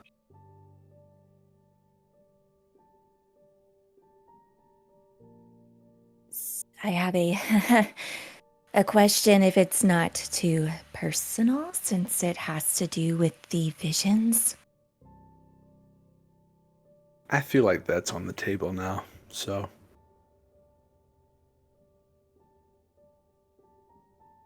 Did you understand what was owed or what was asking for the debt to be paid? Oh, did you know? Based on the story that Seapair told us, could I deduce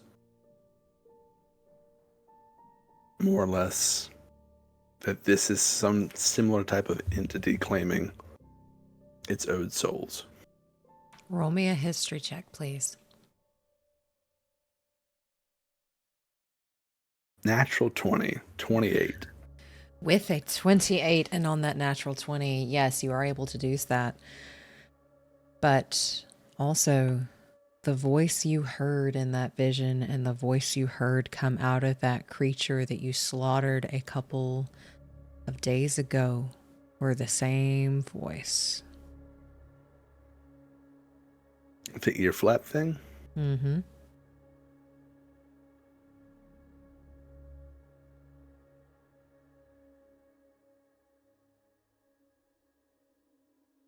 So I'll relay then.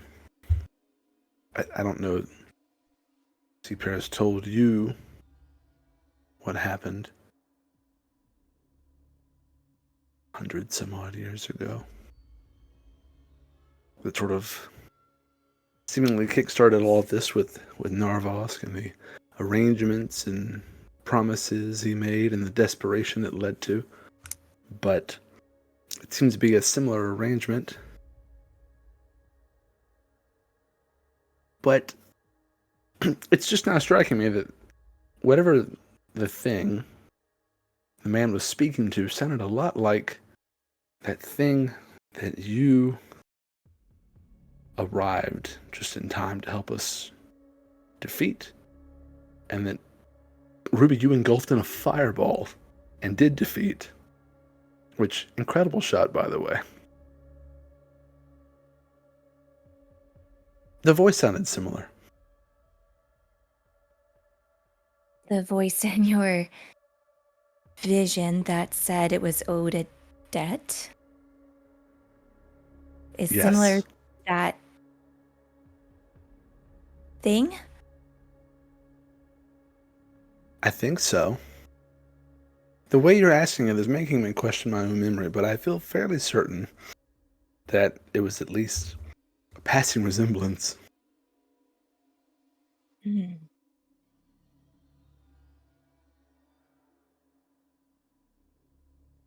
And you said it was around 100 years ago? When Narvosc?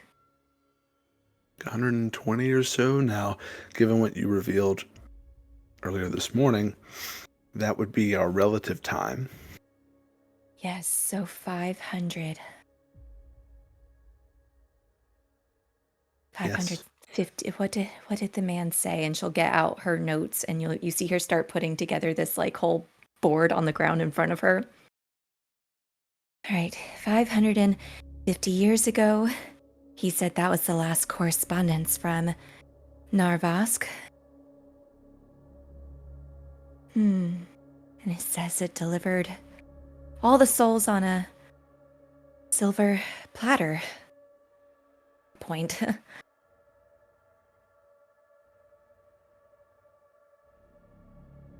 So, if it is a similar arrangement, or perhaps even the same thing, maybe it is the same thing, and what we fought the other day is just some sort of vessel for it, or was a vessel for it, then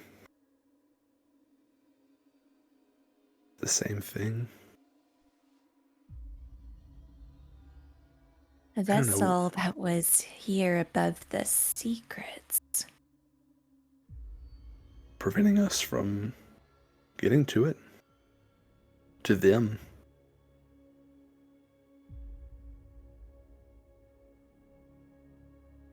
Which, Writing that down. that's a good sign. Yes, definitely write that down, because it seems like it would be threatened by what we discovered.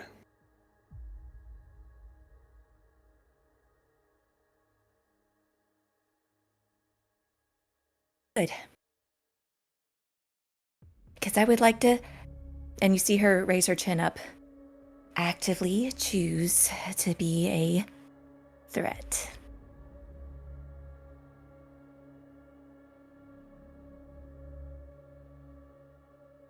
I like that.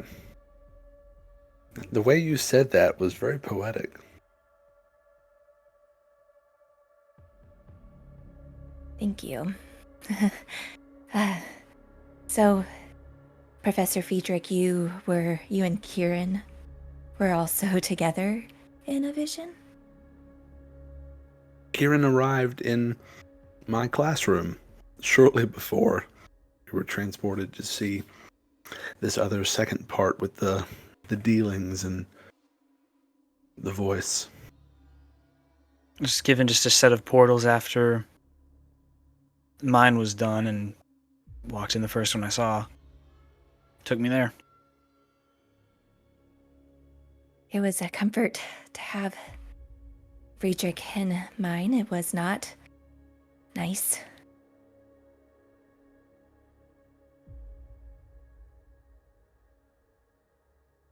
It's interesting that whatever happened down there sort of, it's like it was encouraging us to understand each other better. It was almost forcing us to share intimate experiences like that.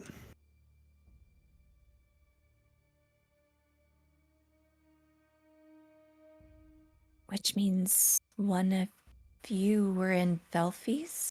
Or was she alone? I've managed to make it into Velphie's. Same portal deal after Fred's. I gather no one's was nice.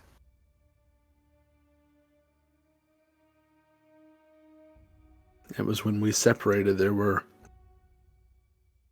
similar portals. One was pinkish, purplish, and one was dark and smoky. Quirin, did mine have a color? Like a olive green.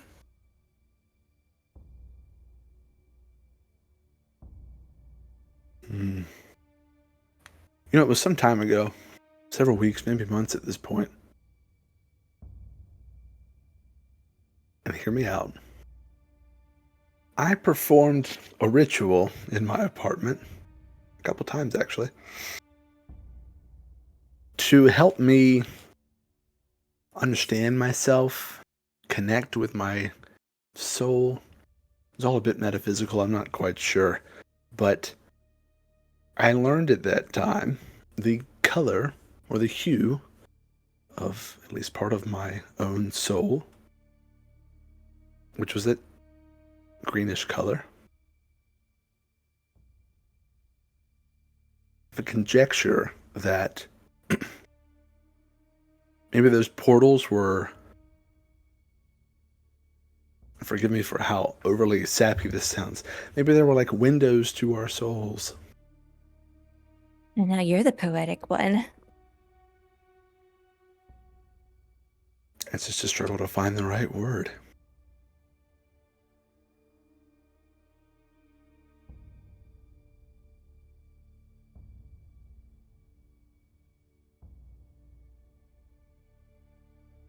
Well, whatever it is that Velphie saw, I mean, I didn't know her much before, but she seems detached, I suppose. I mean, I know what she saw after, but I don't know what I missed.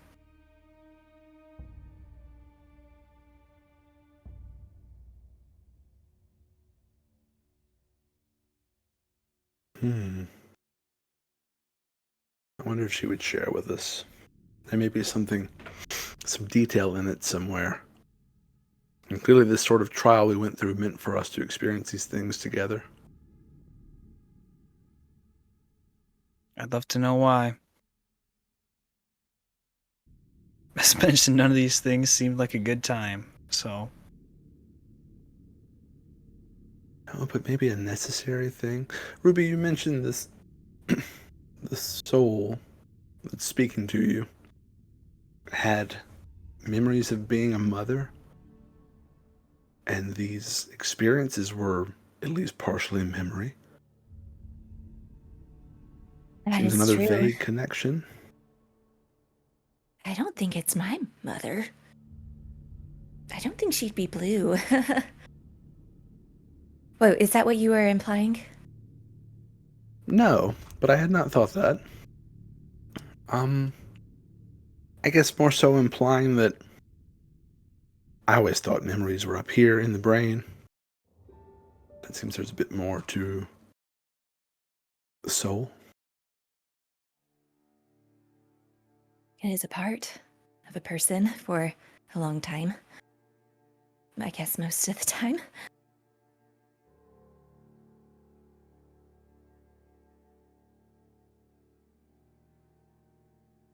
Why would you want a bunch of other people's souls? Having one is complicated enough.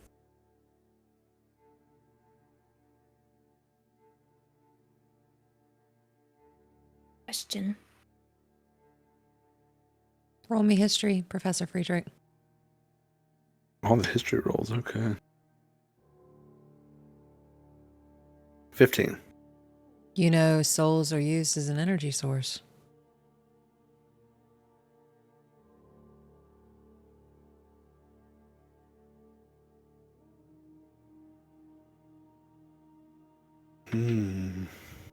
Now my mind is going lots of different directions.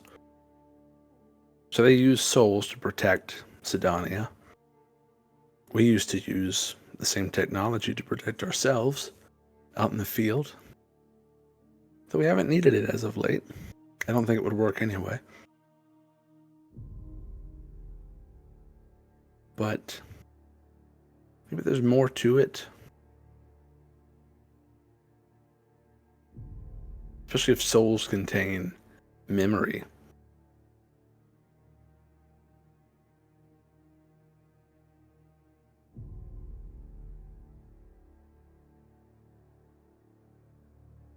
Because memory is just lived experience, or our recollection of it. Which is in a way, time. I don't know, maybe it's too early for this.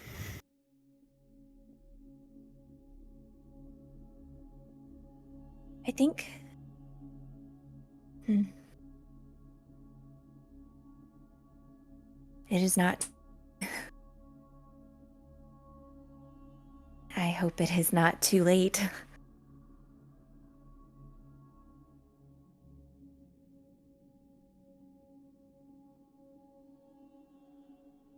If it were too late, I don't think we would have gotten these tools.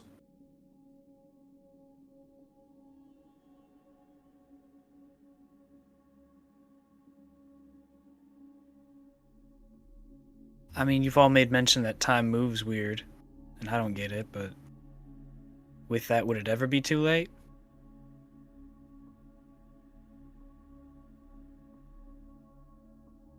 I don't know how things work, but if time moves differently, all I know is what Velphie mentioned. If some things happen ahead of us, the things that happened before us can see them again, interact with them again. I mean, you tell me what you know, I don't know.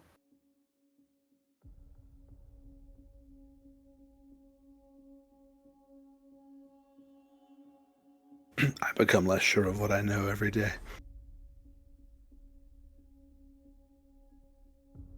I am not too sure either. but it is not the same. To interact with a soul.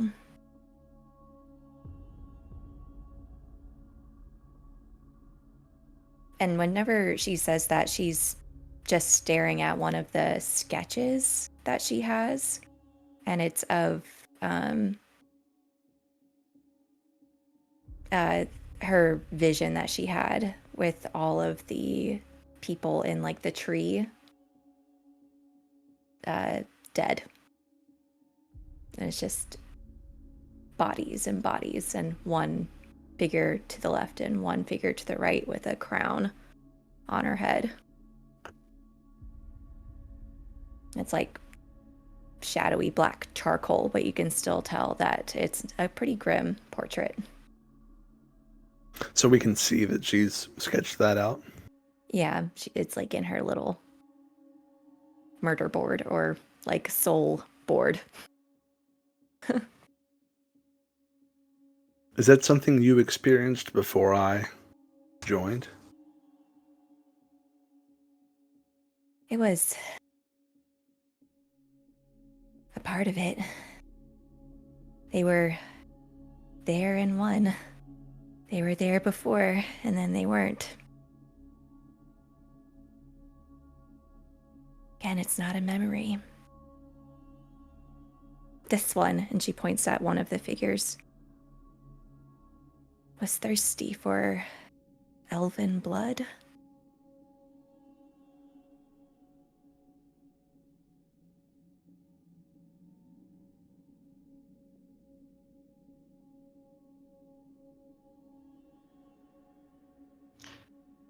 Which one was she pointing at?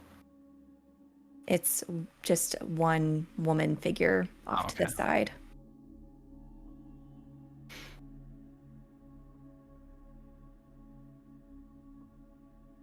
When I am afraid things might be too late. Things like that. People you can't help.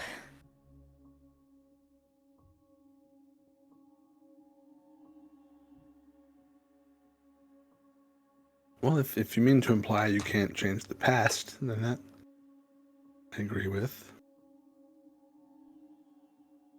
But you can learn from it.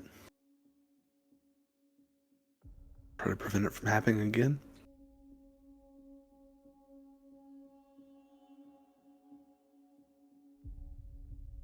And around this time, Velphie, you do start waking up and see the party around the campfire having conversation. Velphie, she wakes up slowly, sits up, and noticing everyone's gathered around, she'll get up, stretch, and walk over. Good morning. Good morning. We were just having a lighthearted little chinwag. Tea? Chin wag. Yeah. Yeah, I'll take some tea. There you are. Cute. And she sits down, sips her tea. What were we chatting about? Anything good?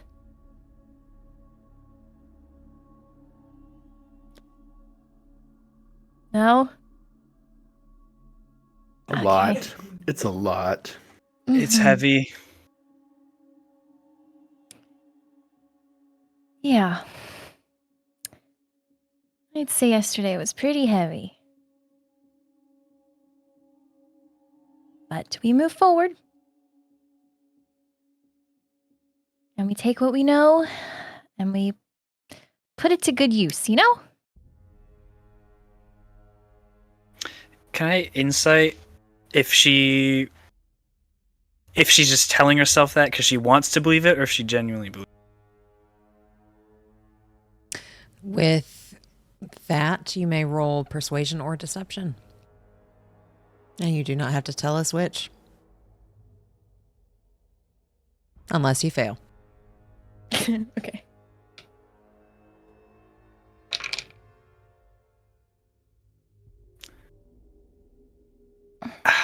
Well, I got a 9. 26. Damn. What do you want them to see? That she believes it.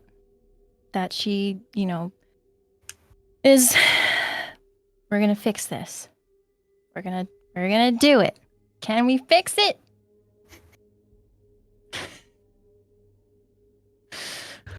I believe so.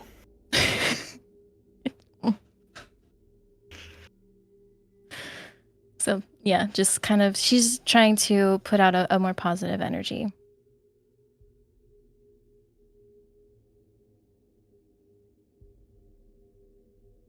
Well, I'm sure we'll be able to do something about it. Yeah.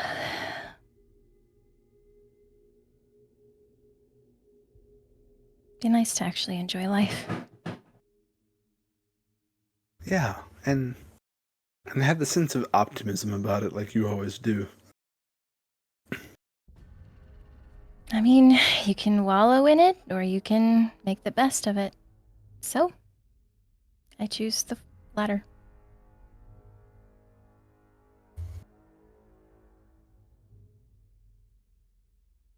Well, is there anything else anyone wants to do on campus here?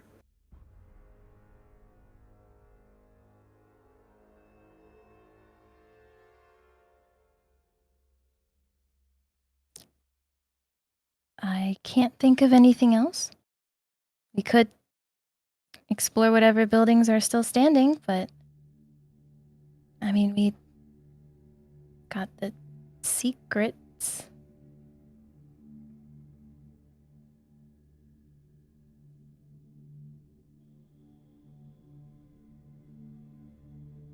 Not that Limbo is exactly a luxury hotel, but I do miss that cot a little bit. Is going back there our first step then?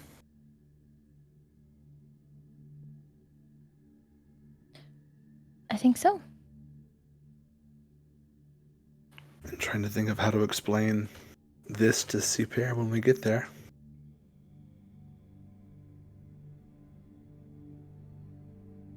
Yeah, I don't know how we're gonna do that. And we'll get up and head over to where he was sleeping and start packing. Okay. So you all are getting ready to head out?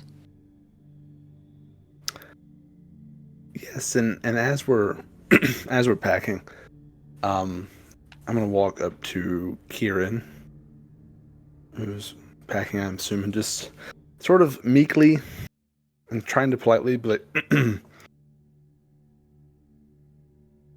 if you are perhaps done with that pearl I loaned you yesterday, I can be taking it back now.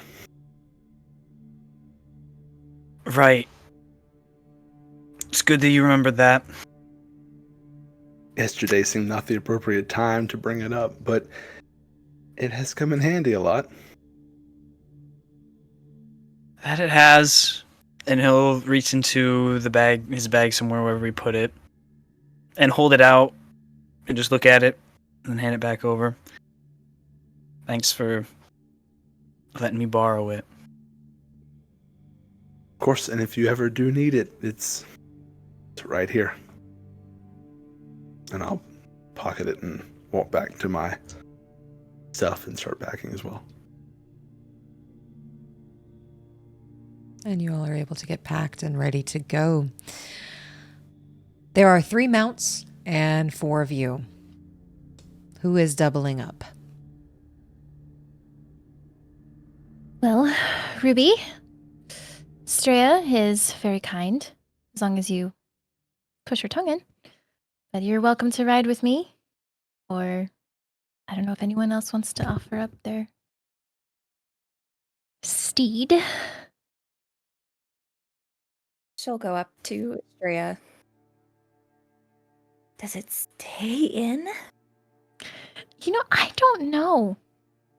It always finds its way out. A real testament of resilience, I suppose, but not intelligence. Thank you for the ride. Yeah. I mean, at least she's cute. What matters? Nope. I am neutral.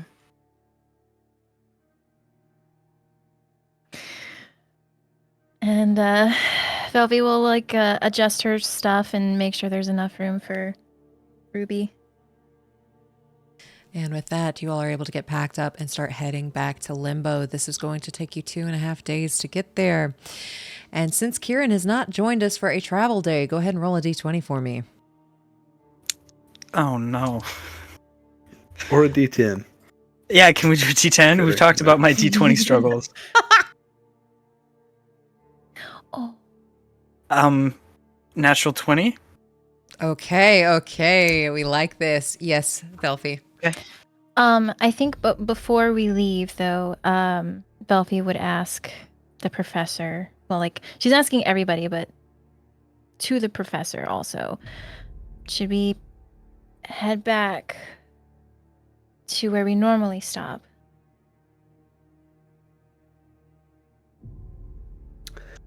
We could, I suppose. It's been safe so far. Has been safe. We don't know what we'll find on the way. If she's always been very understanding of company, right? I mean, well, You're admittedly a bit closer to her.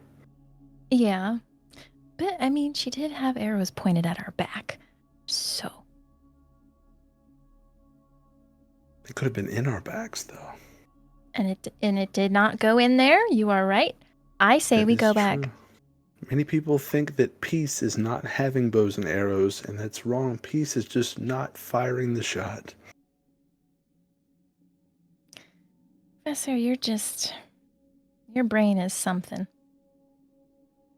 I was jumbled this morning. I had to think of something semi-wise to say to get back on track. Very wise. And Velphie will motion to the group. Well, we have a spot that we go to, so I can lead us there. It's been safe for us so far, since it'll take us a couple days to get back. I'll follow you. All right. As long as you're okay with birds. Bird.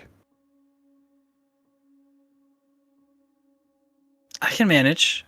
I think I could survive a bird. Birds. Still be just one, I think. Does this one talk a lot? What does it do? Pull your hood up if you have one. That's ominous. All right. I've been And warned. Velphie will start leading. Okay. You all are able to head out of Esarora, making your way to her home. Velphie, you feel that tug, so you know exactly what place to go to. As you all leave, you don't run into any of the students. You do see a few off to the side, and they're just kind of watching you with like their mouths agape, dull eyes. Ruby, you hear the whispers from them, but it doesn't make sense what they're saying. It's bits and pieces, bits and pieces, bits and pieces. Most of the souls you come in contact with are whole and can be cohesive. These are not.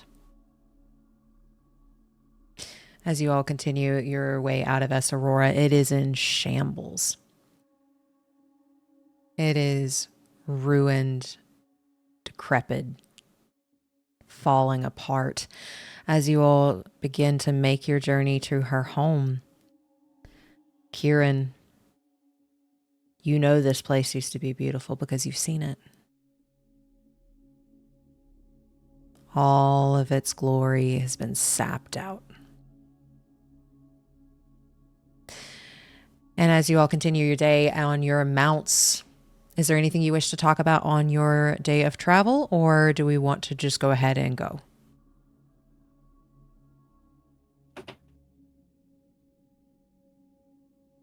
I don't have a conversation, but I do want to say that Friedrich is walking beside Beatrice, not riding.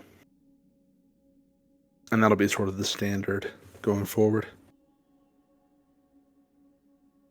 Beatrice looks at you like curious.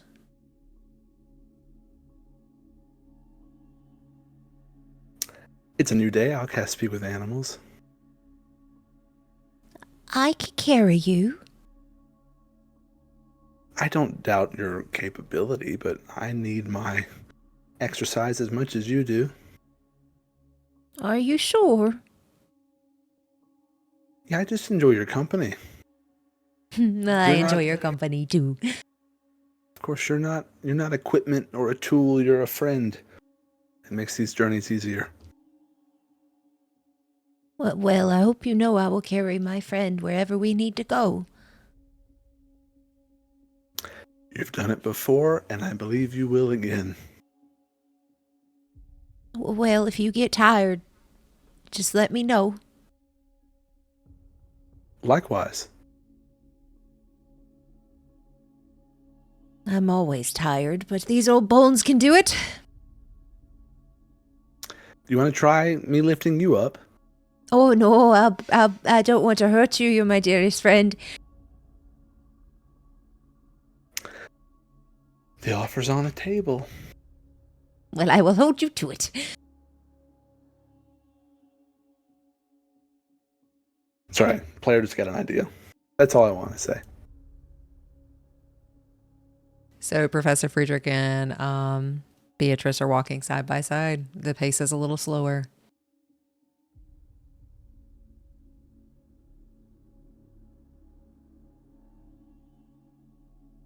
And if there's nothing else we want to have conversation with while we're going, about halfway to where you are traveling, there is this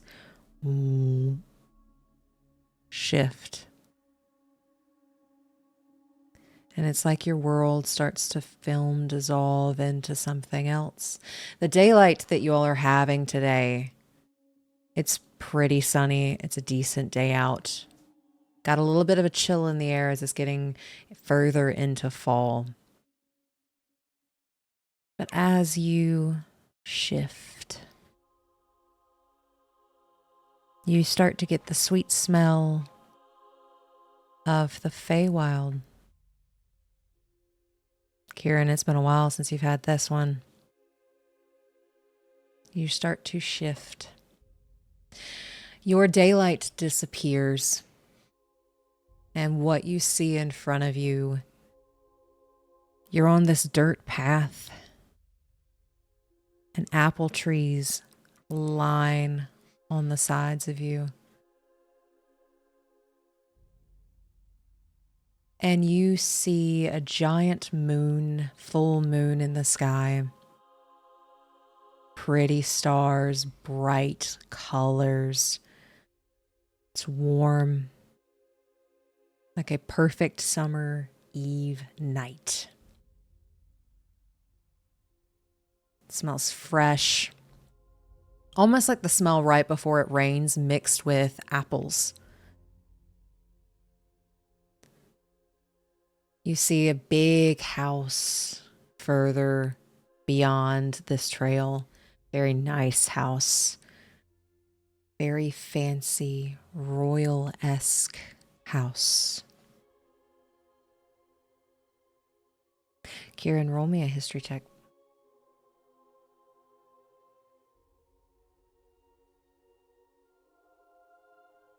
It's a natural 1. Okay, natural 1.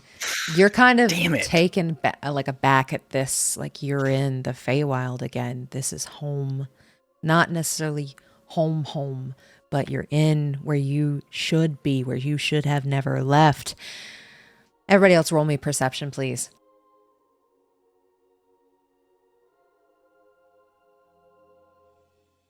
8. 21. 17. With that 17 and that 21, you both see a yellow eladrin, golden eladrin. She's got sunflowers in her hair that has been built into like this little crown. Golden hair, caramel eyes. Wearing something that fits. She doesn't fit in with how bright she is, but it looks like she's trying to wear clothes that she didn't want to get found out here. And she's picking a few apples. Professor Friedrich, you've met this person before. Ruby, you have no idea who this is.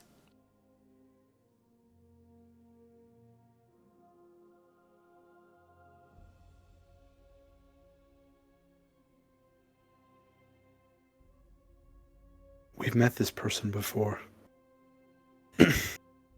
Their name is V. I don't know if it's spelled with more than one letter, but they were friendly before. And this is where we're supposed to be? Well, supposed to's a funny concept. It's where we are.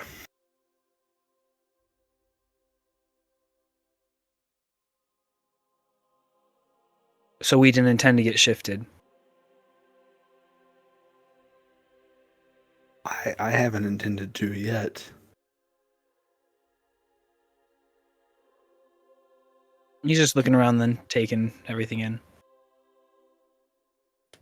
This is what happens. We walk, and sometimes it's the Feywild, sometimes it's not.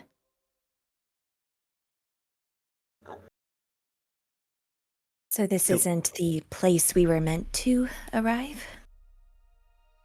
I don't know. This is not... No, this is not that domicile we were heading to with the bird, right? No, this is... Last time we were here, you turned into a large cat, right? Is this the same area, I think? I would love to do that again. Where did that happen?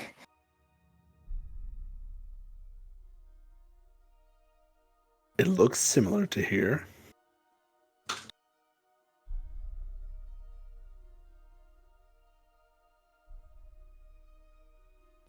Does Velphie see V now that Professor said something? Did you point her out? Yeah, when I'm talking about what her name was, I would have pointed her out. So yes, you do see V since he has pointed where she is. Well, I mean, V was very nice. We had a great conversation. And how far away is she? About 100 feet or so.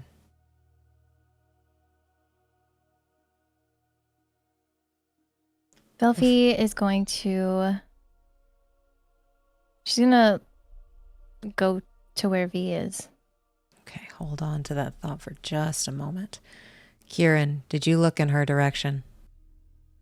If she was pointed out, yeah. Roll me another history check. Oh, that's much better. 22. With a 22, you know this is the heir of the Summer Court. Okay. And this V isn't familiar at all.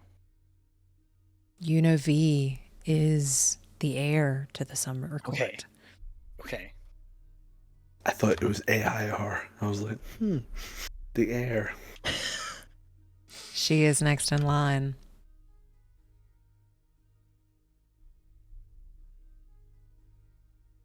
And with that, Velphie is going over to V. Yes, she's going to pull up as close as she can, probably on the dirt path, and just say, V. She actually will throw a apple at you. And it goes wide. Oh, I am. Hi. Sorry, I didn't mean to scare you. We're. I don't know if you remember meeting people at the hot springs. I remember. I just wasn't expecting to see you in the orchard right now. But how did you get in? We just kind of like shifted in. So that can't- happens everywhere? Not just hot springs, apparently. Yeah. Anywhere, anytime. Okay. Well, how have you had a good couple weeks? It's been a little bit since I've seen you. And now you're at my house. I'm sorry. We didn't mean to intrude. But the weeks have been,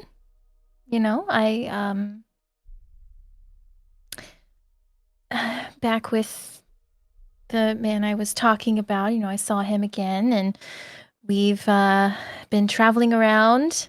Not me and him, but the group, and she gestures to the people behind us. Oh, there's more of you. Hello. So it's been a few weeks, how have your weeks been? Well, it's in the middle of the love matches, but they're not going very well. So I'm just taking a couple days. Yeah. So you weren't able to get out of that? Unfortunately, no.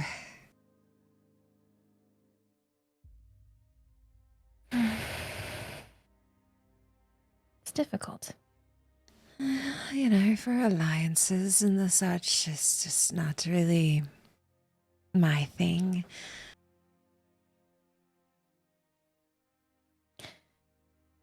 Yeah, it's a lot of responsibility to carry. One I would not wish on anyone. Yeah. You carry it well. Thank you. Are you three okay?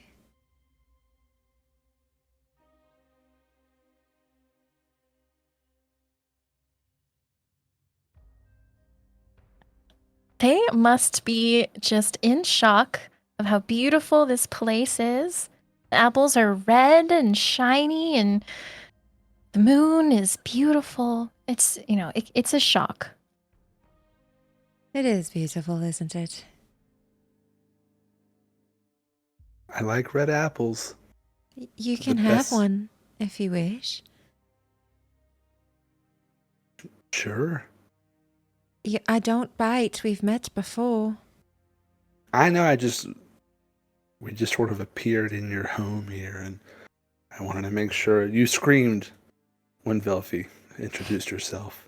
Well, I didn't expect that anyone else was here, but you're not here to kill me, right? Love No. matches can get very intense. Okay. And no. I would never. Okay. Well, then everything is fine. Quirin, you had your hand raised. Yeah. I don't think he was totally paying attention to the whole conversation. In his mind, does he know where he is relative to where home is? Or You are a court over. okay. So and it just is pretty far. Gotcha, Spring okay. and summer are close together, but distance-wise, it's still quite a ways. Okay. He's quiet because he's just thinking about that.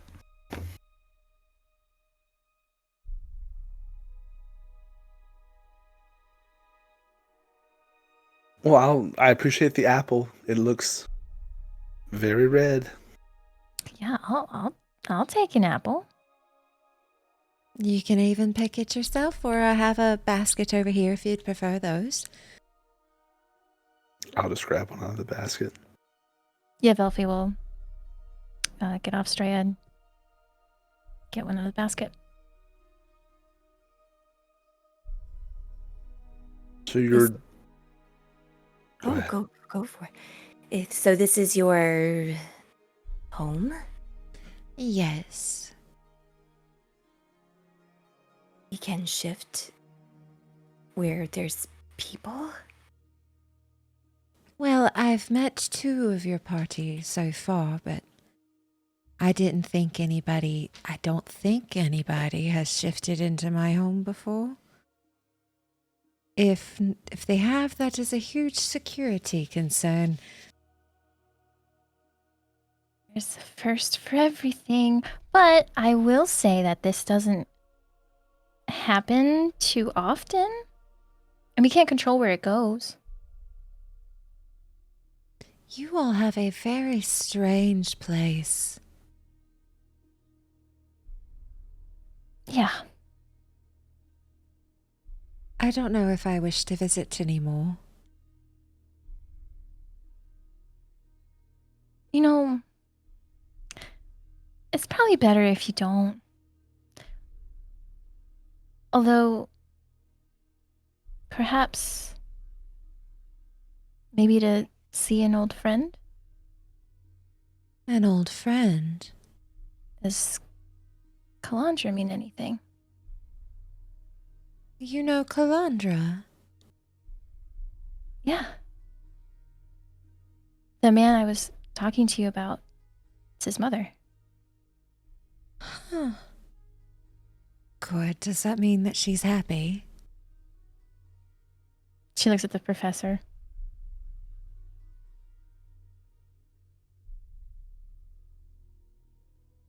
She's a lovely woman. You know Calandra too? I do. Give her all my love for me. When's the last time you saw her? Oh, goodness. It's been close to 15 years now.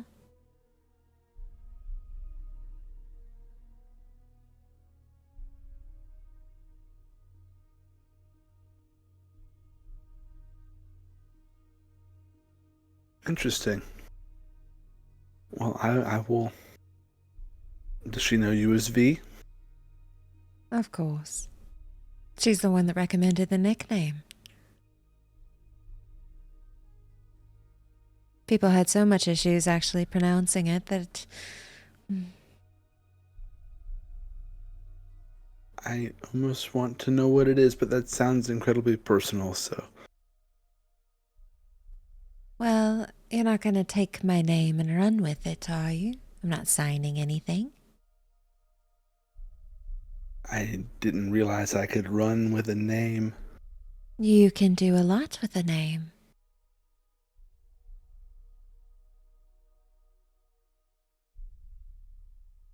Maybe here. You've made me uncomfortable. I will not give you my name then. That's understandable. That's fair. Yeah. V is a lovely name. I appreciate it. I'm gonna walk back to Beatrice and give her the other half of the apple. Are you both eating it? I took a few bites. I'm gonna give her the other half. Roll me a d6, please. Oh no. This is how many health potions I find. Velphie would have also had, like, during that conversation. Roll me a d6. 1. With a 1, you get 1 HP added to your hit point maximum for the next 48 hours. 3. You get 3.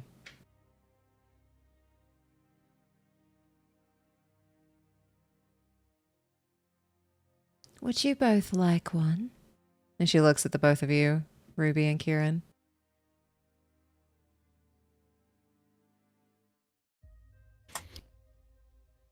I don't think it's for me.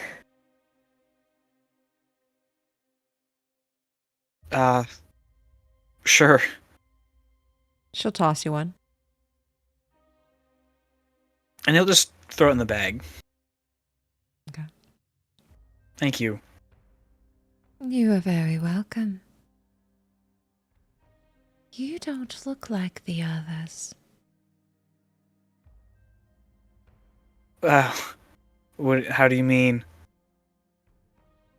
You look like you're from here.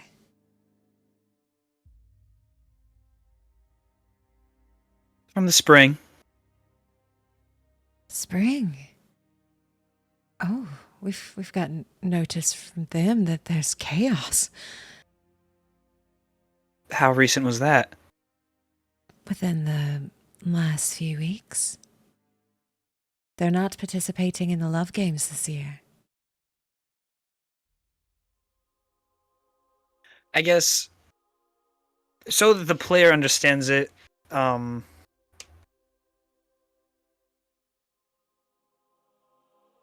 guess they keep track of time. Is there like a date, something to identify when exactly it is? Let's see. You wouldn't know right now because you haven't been there in a while. But let's say that the year is 756. Well, that's the last date you know at least. So 756 8 years ago for you. Okay. Okay, yeah, he's trying to figure out when he knows what year it currently is, how long it has been. I know that's more fun math. Just give me Right. 1 second. I can do this. Times 0.3. Okay. Yeah. Okay. I did this math earlier. So you left in year 756. Is that what I said? 756? Mm-hmm. So that's what year you would have left. 756. Okay. In chaos a couple weeks ago, you said? Yes. What year is it now? Oh, the year. It is 758.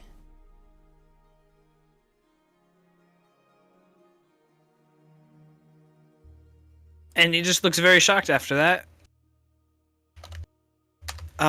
What kind of chaos caused by what? What happened? Well, the Archfey is not there, and there is chaos of who is going to be the next leader of the Spring Court. Oh, that's right.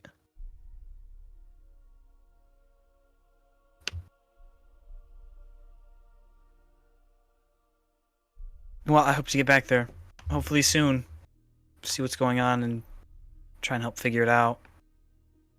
I was part of the guard there. I'll probably be able to help if I can manage to get back there at some point. Well, if you need transport, we can provide it for you. If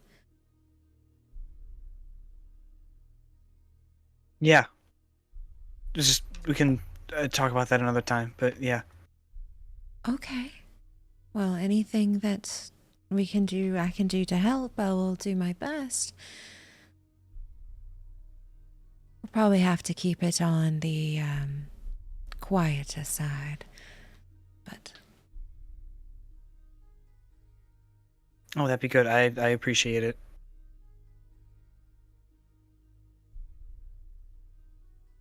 Of course.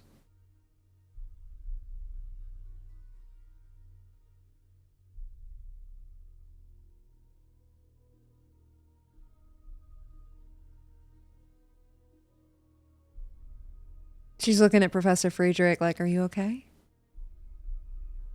I'm sorry, I'm enjoying the weather and everything before we inevitably just phase out of your day.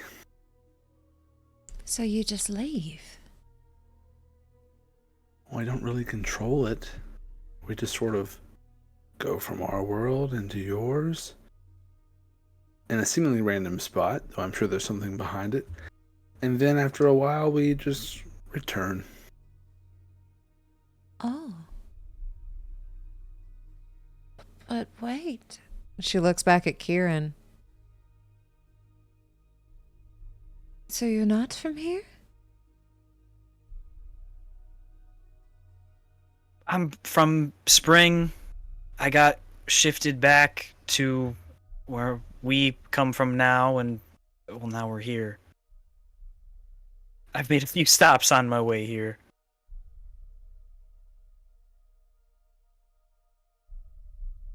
Your reality is very strange. When I got shifted out of Spring, I spent 8 years back where we come from, and now back here it's been 2 since I've left.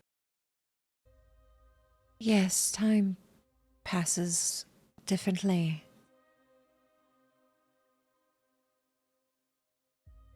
Depending on what realm you're in, or at least from what I've heard, I've never traveled outside of here.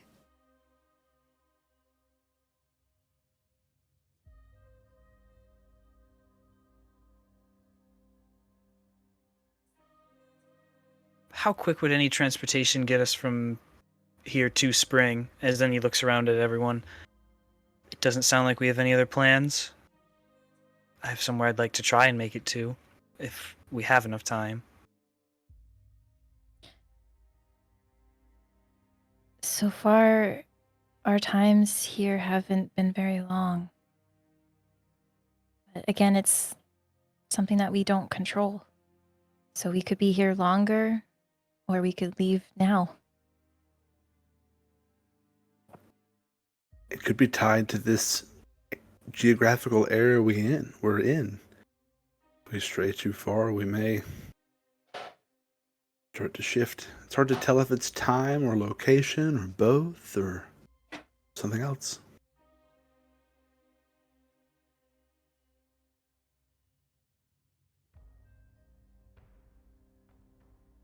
Yes. Have all the times we've been in the Fey realm been in Summer Court? Or I guess it wouldn't be a way for Velphie to know that. You wouldn't know. Okay, never mind.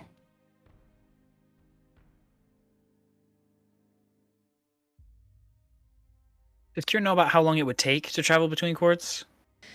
Between courts, it takes at least a week or more, unless you have specific spells to take you from one place to another very quickly.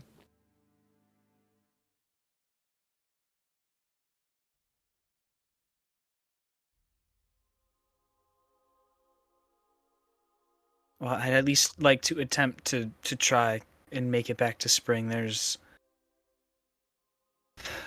someone I want to see if she's still here.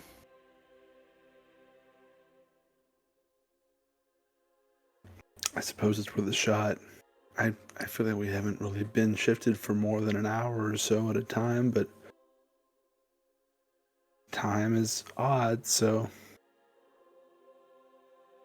Well, I want to try. If we have no other plans, I want to attempt.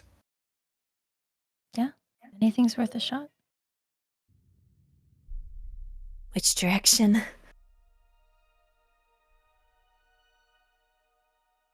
I guess Kieran would look back at Evie. Let me see what I can do. So Spring Court is, and she points. But that is a week of travel. At least. I can ask my mother. Maybe I could grab a. Well, no, asking would give you away. This was meant for emergencies only, but maybe I could just tell her I lost it. And she pulls out a scroll from her bag and hands it to you. I'll reach out and take it. I hope it helps with whatever you're looking for.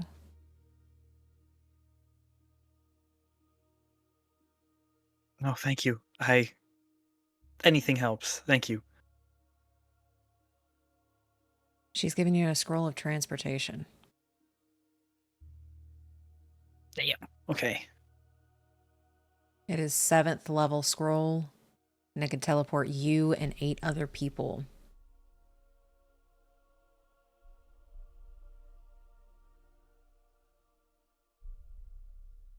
All right, then holding out the scroll and looking at everyone, just looking for approval of some sort.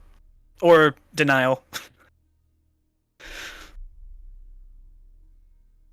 Go for it.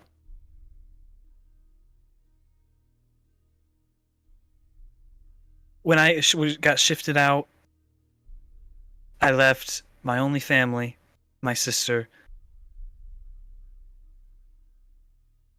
and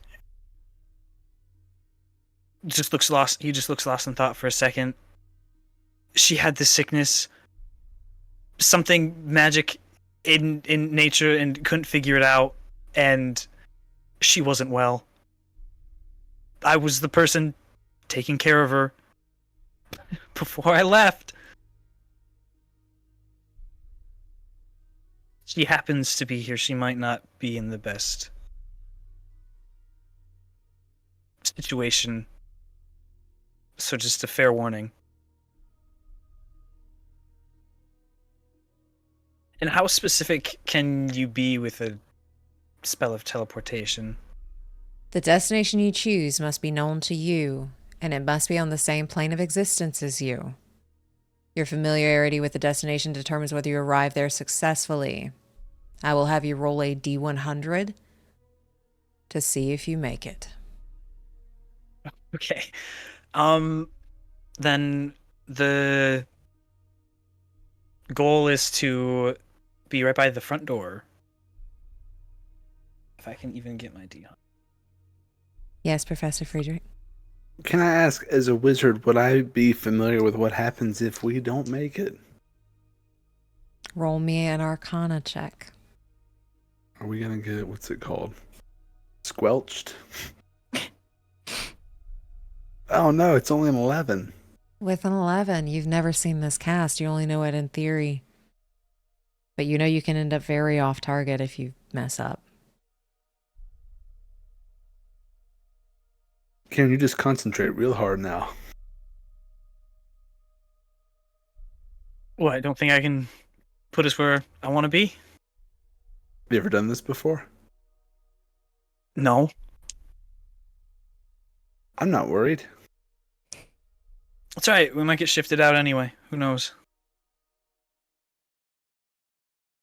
I'm And cast perfectly it. calm. You're going to cast it. Alrighty. Roll me a D100 as you cast it. I got a 54. You got a 54 already. This is a very familiar turf for you as you cast teleportation, and then you hear this sound as it starts to cast. And you can tell V was about to say something.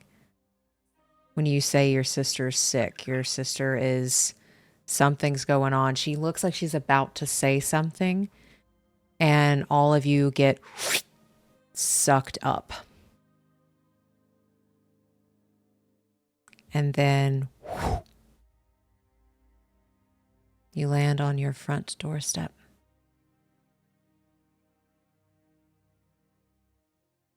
And just a quick look. How does it look? Like, I mean, it wasn't pretty before, but does it look much worse? Looks just like it did in the vision you saw. Then just, once he notices where he is, sprinting inside.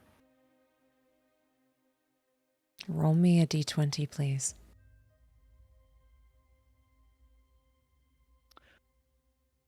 I got an 8. I assume I'm not adding anything. Not adding anything. Alrighty. As you rush in, would you like to describe what your house looks like to everybody who is standing on your front door? It's a very low a very low ceiling or roof home. Like it's maybe, I think Quirin stands 6 foot. It's maybe 8 total feet. Kind of looks like the roof has almost caved in, or at least there's been a few walls that might have given in a little bit, so it's kind of slanted one direction. And just everything else looks dirty and just dilapidated in general. Not well kept. Nothing's new. Kind of a broken wooden door. Windows in front that are intact, but look like they could snap any second.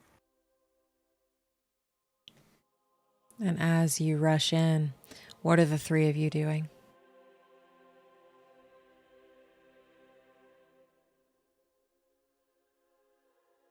I think Friedrich would just be waiting patiently on the doorstep. Doesn't want to walk into someone else's house without kind of invitation.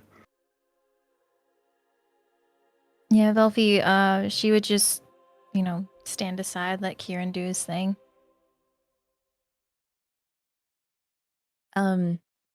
Ruby is unsure of whether or not to follow, but having heard that Quirin's sister is unwell,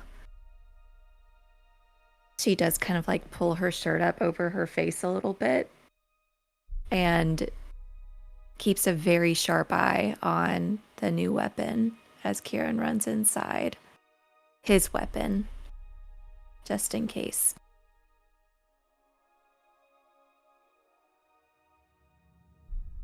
And Professor Friedrich, you had your hand up. And did our mounts come with us? Did Quirin bring them? I mean, if he knew that it could target 8 things or beings, then yeah, he'd try and include everything. Not V though. They did not bring V. Alrighty, so brought the horse. Yes, the mounts are with you. And Quirin, you run in. And in old bedclothes on this old mattress, you see a figure in a fetal position.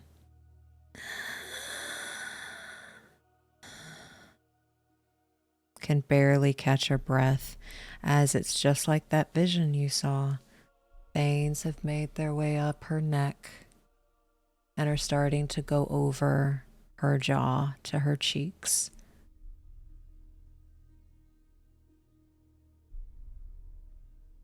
Just rushing to her, and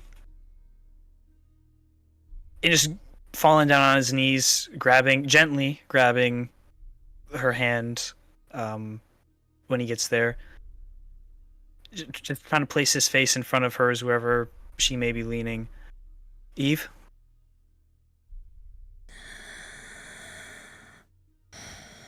And she slowly opens her eyes and looks at you, and there's this confusion there. And then she'll take her other hand and move it to your face and just caress one side of it. Hi, Quirin. Hi. I'm so sorry. I was on my way back home, and then I just was left. I got shifted. I didn't want to. You say that every time you're here. It's okay. Every time? I dream of this a lot. Well, this is, I'm here. This isn't a dream. This is me. Hold on to it. Has anyone been by to check on you? Anyone? No. It's just you and me, remember? Well, I had hoped in the 2 years maybe someone... I mean, a guard went missing, surely they'd look into that. Someone might have found you here, right? Something. Someone cared? You care, that's all that matters.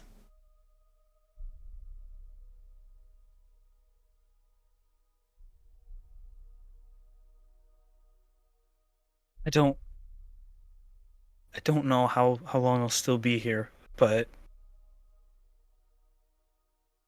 I'm glad to see you. And then he'll stand up. I guess if she hasn't been brought anything in a while, if no one's been here, there's nothing of what Quirin had left. Oh shit, he has the apple. He's gonna take out the apple and cut it into small pieces, and try to feed it to her. And as you do that, you do see a little bit of like plumpness come back to her cheeks.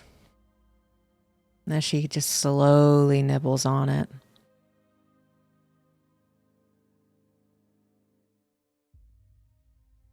And he'd sit with her a while after that, but then if no one else walks in, he'd walk out to the party. She's here. Not well, but alive. I can try to heal. I mean, anything. And then Quirin will look at Fred. Whatever she has, some magic. And I've asked people before, and no one knows, but I don't know, you're a new set of eyes. Sure, however I can help. Can we go in and see her? Please do. And I'll lead everyone, if everyone goes into where she is. I'll go in. Yeah. And you all see this woman who has these black ichor veins making their way up her neck and around her jaw, starting to make its way to her face. I'm not even going to have two of you roll. You know exactly what this is. You know exactly what it is because you have killed somebody for having this before.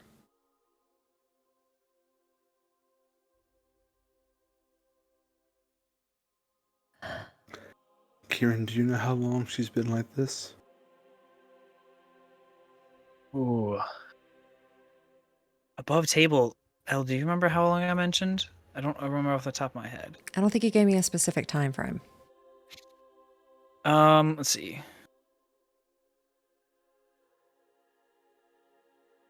At least, let's see, at least 8 years, and he'll say all this. At least 8 years in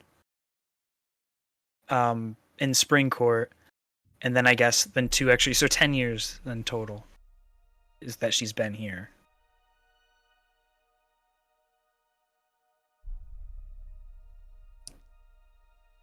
I'm gonna sort of walk to the side and motion to Quirin to follow me. So I don't say this out loud in front of this girl. And he'll get up and follow. This looks like the virus that is plaguing our land, but I've never seen someone live with this for very long at all. You've seen this before on someone. Mm-hmm. Oh, how long do people usually last? Hours? Maybe. It moves quickly. It's been at least 10 years for her. 16 if you count the 8 years I've been anywhere but here. Has she ever been out of the Fey realm? Not that I know of. Not unless she got shifted like I did somewhere. We've always been here. It's always been us. It's possible this infection isn't as powerful here, but it's more concerning that it's here at all.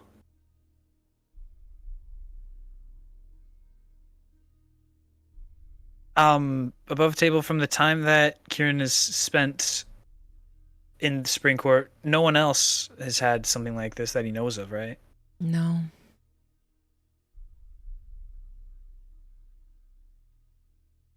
Well, she's a fighter and she's stubborn, so that's the best reason I have to why she's been here 10 years. It's certainly a different case. I've been studying for over 100 years for a way to eradicate this thing, and I've thus far been unsuccessful. I also thought it was localized only to our realm and our part of the world.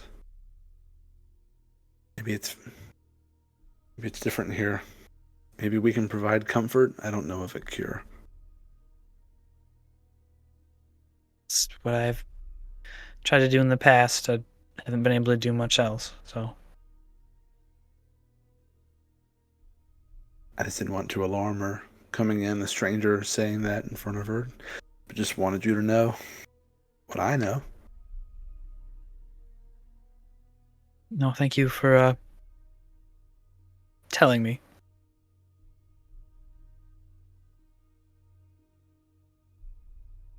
Maybe Velphie or Ruby can do something. They have their own talents.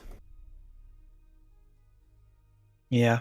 I'm gonna walk back over to where Evelyn is. And while you two are having this discussion, Velphie and Ruby, are you two doing anything? Velphie offered to heal, so I think what she would have done is just very gently taken. I don't think she knows her name yet, but taken her hand in hers and just very quietly gonna try and help. You're Quirin's friend. Yeah. Good. He needs friends. He's got some. Don't let him take him, okay? Well.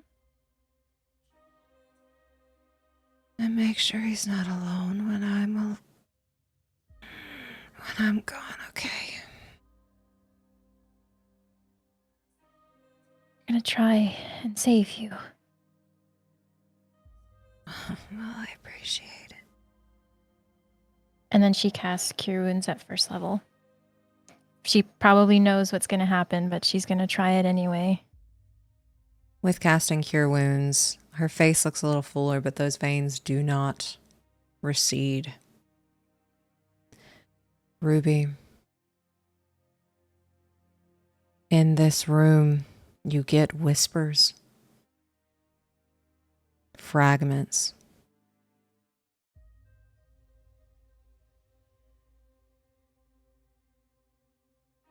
One fragment comes from her.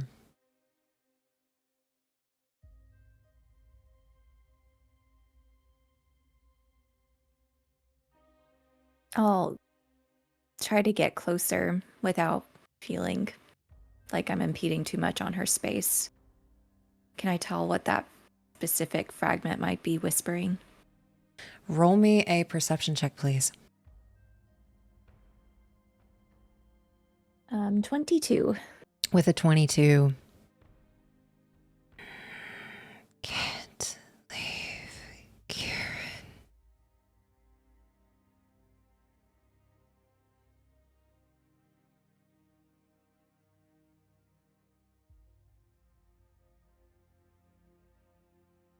And is it just the one fragment? That specific fragment coming from her, yes. And you get the sense. Roll me an insight, please. Oh. pretty good. That is 25. That part of this soul is not wanting to leave. It is holding on with everything it has. Velphie, did the healing do anything? She turns to Ruby and just shakes her head. Doesn't say no. Can you hear?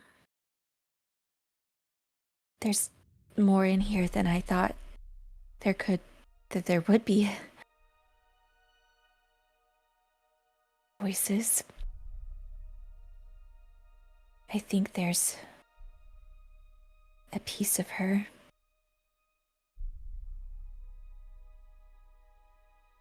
I can hear too.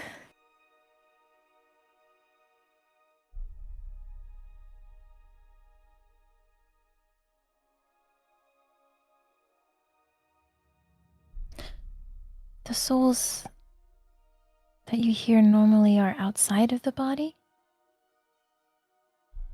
Usually. One. It wants to stay for him. But I think there's a reason why I can hear it. And you see her like start to get like uncomfortable, trying to find the words to convey something that's so sad.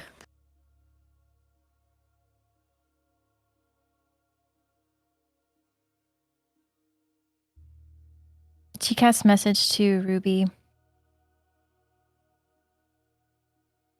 People I've seen with this don't last very long. It kills them quickly, and they turn into what we saw at Esarora.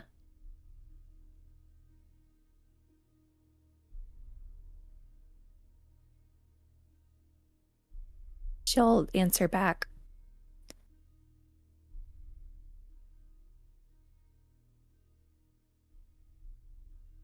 Doesn't seem like this has been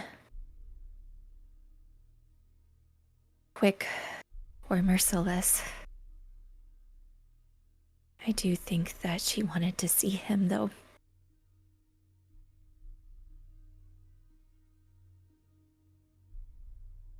Not loud. She turns to the Quirin sister. Sighs. At least we could do that.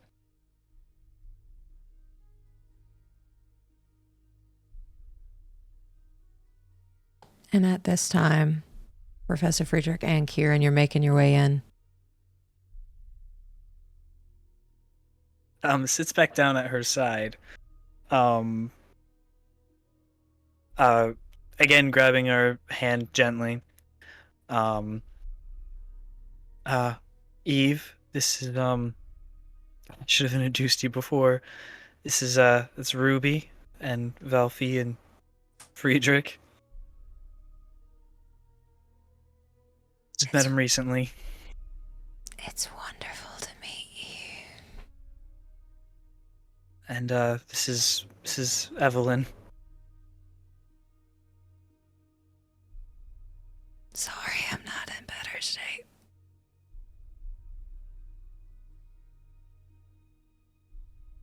Velphie just rubs her hand. She's still holding it. Like a comforting hold.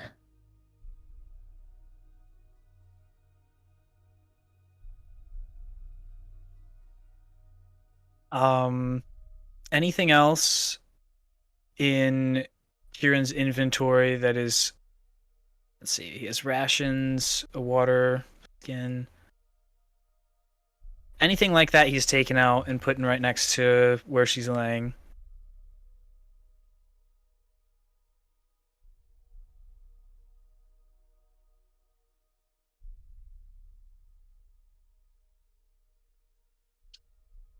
After a little bit of I mean, at least he's going to be sitting in silence, so if there's anything else going on, but he'll turn to everyone and thank you for just letting me come back for at least a little bit.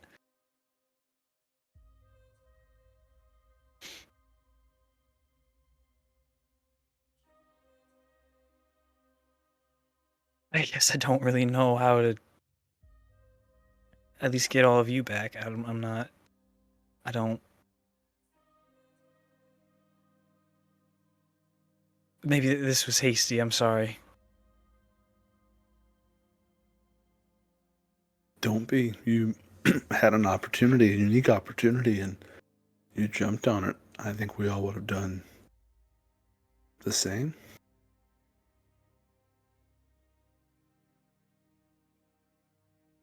What are Quirin's thoughts right now?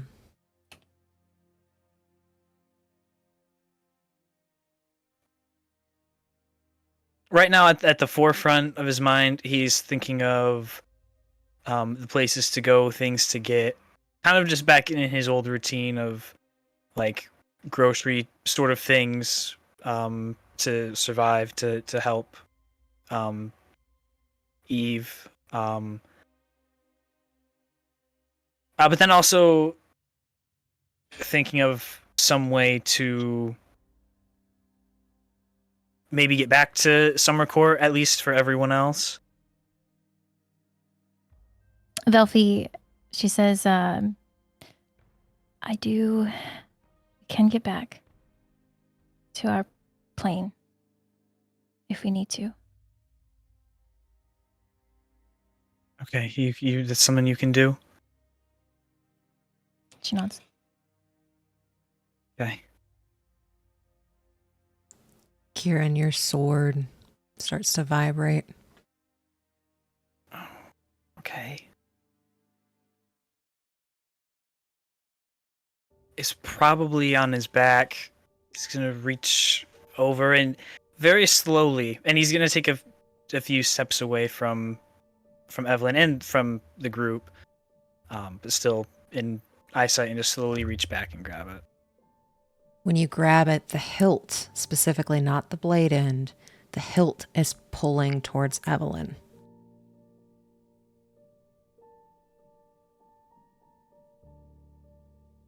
Okay. He'll take it out and just kind of let it guide him. If it starts pulling him too hard, though, like he's gonna hold it back. It's gentle as it pulls you closer and closer to Evelyn. Quirin?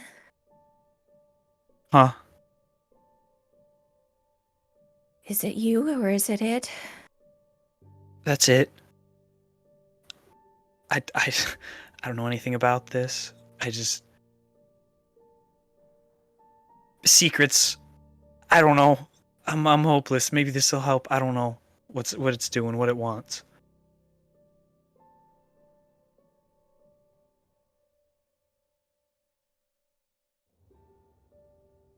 If you do feel like you're losing yourself or losing control, do you want us to stop you?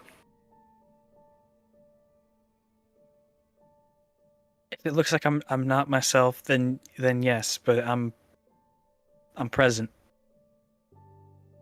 So this is me right now.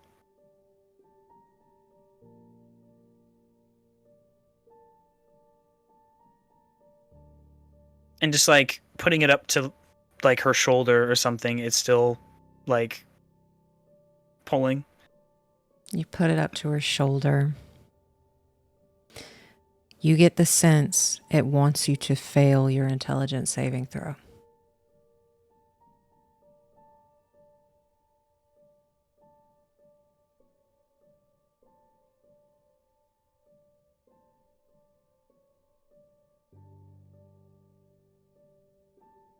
The hilt is at her, not the blade.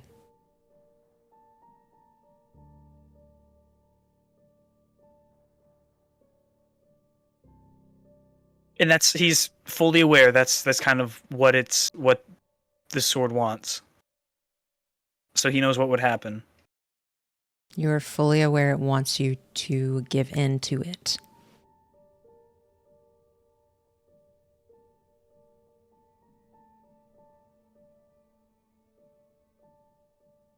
Probably staring at Evelyn with the sword right there, turning around to everyone. But pulling the sword away, actually. I have no idea how to explain this.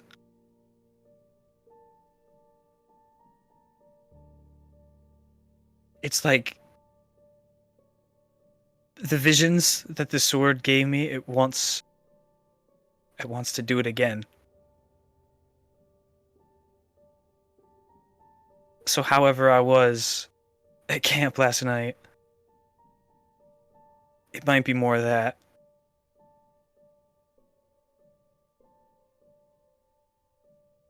And it is pulling towards Evelyn again, since you moved it, with a little bit more, I don't want to say force, urgency.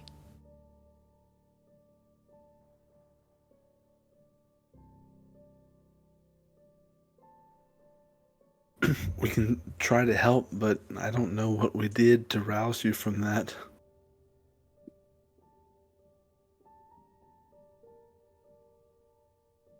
I say do what you gotta do. We'll keep an eye on both of you. He'll nod his head and then look at Ruby. As we just mentioned, if I do anything, stop me. Anything that would obviously hurt any of you but her, please stop me however. I understand. Alright. He'll sit down next to her and be sure the blade is like pointed away. And however he would to fail the save. And as you sit down next to her, she very limply puts a hand on you. Doesn't seem to notice that there's a sword or a hilt there at all.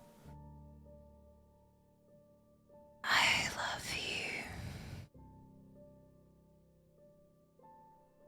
I love you too.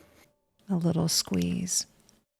And when you choose to fail, you let it take over. You're going to take a little bit more than normal. This is 19, 20, 21, 22, 23, 24, 25, 26 points of psychic damage that you cannot reduce in any way. You see... Will you step out of call for just a second? Into whispers. Go to whispers, and I'll call you back in just a second. Okay. So you all are going to see as that hilt gets placed onto his sister. She's breathing raggedly. Those veins on her neck look like they go up just a little bit further. But then they start to go back down, back down, back down, back down. Until they are now underneath her clothes.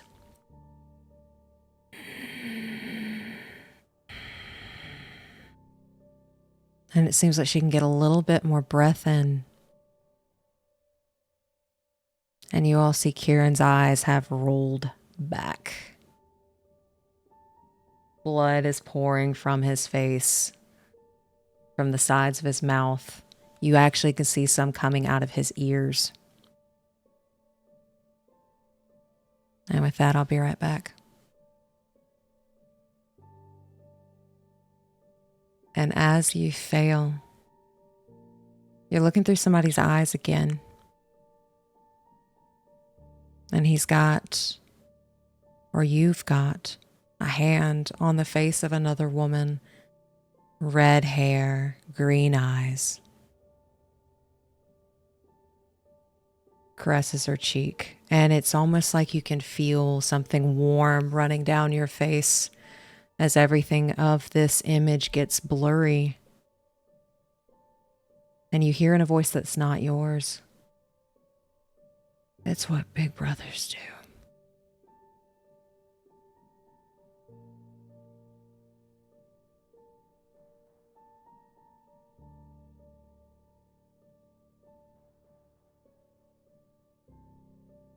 I mean, does he have control, or is he just purely a spectator? You are a spectator through someone else's eyes, looking at a woman with bright red hair and green eyes as he just holds her face the same way you just held Evelyn's. And you can go back into general chat. Oh, okay. And at this time, each of you feels something latch on to a center mass. Except for Velphie. You don't feel it. And you all film dissolve and you are yanked back. Does Velphie get yanked back too? You just film dissolve. Every single one of you, except for Velphie, feels like there is a hand underneath your heart and it yanks you back as you begin to film dissolve. And that's what we're going to call tonight's session. Oh. Whew.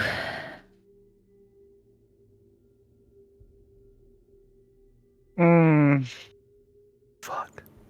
Thank you so much for watching Session 37 of the Order of Narvosc. Session 38 will be out on April 18th. Please make sure to check out our players' social media accounts as well. They are wonderful and they deserve your support. You can find those links in the description below. Lastly, if this is the kind of content you enjoy, please press that like button, subscribe, and ring that bell. That way you get notified when the next session comes out. Remember, be the light that drives out the darkness, adventurer. We'll see you soon.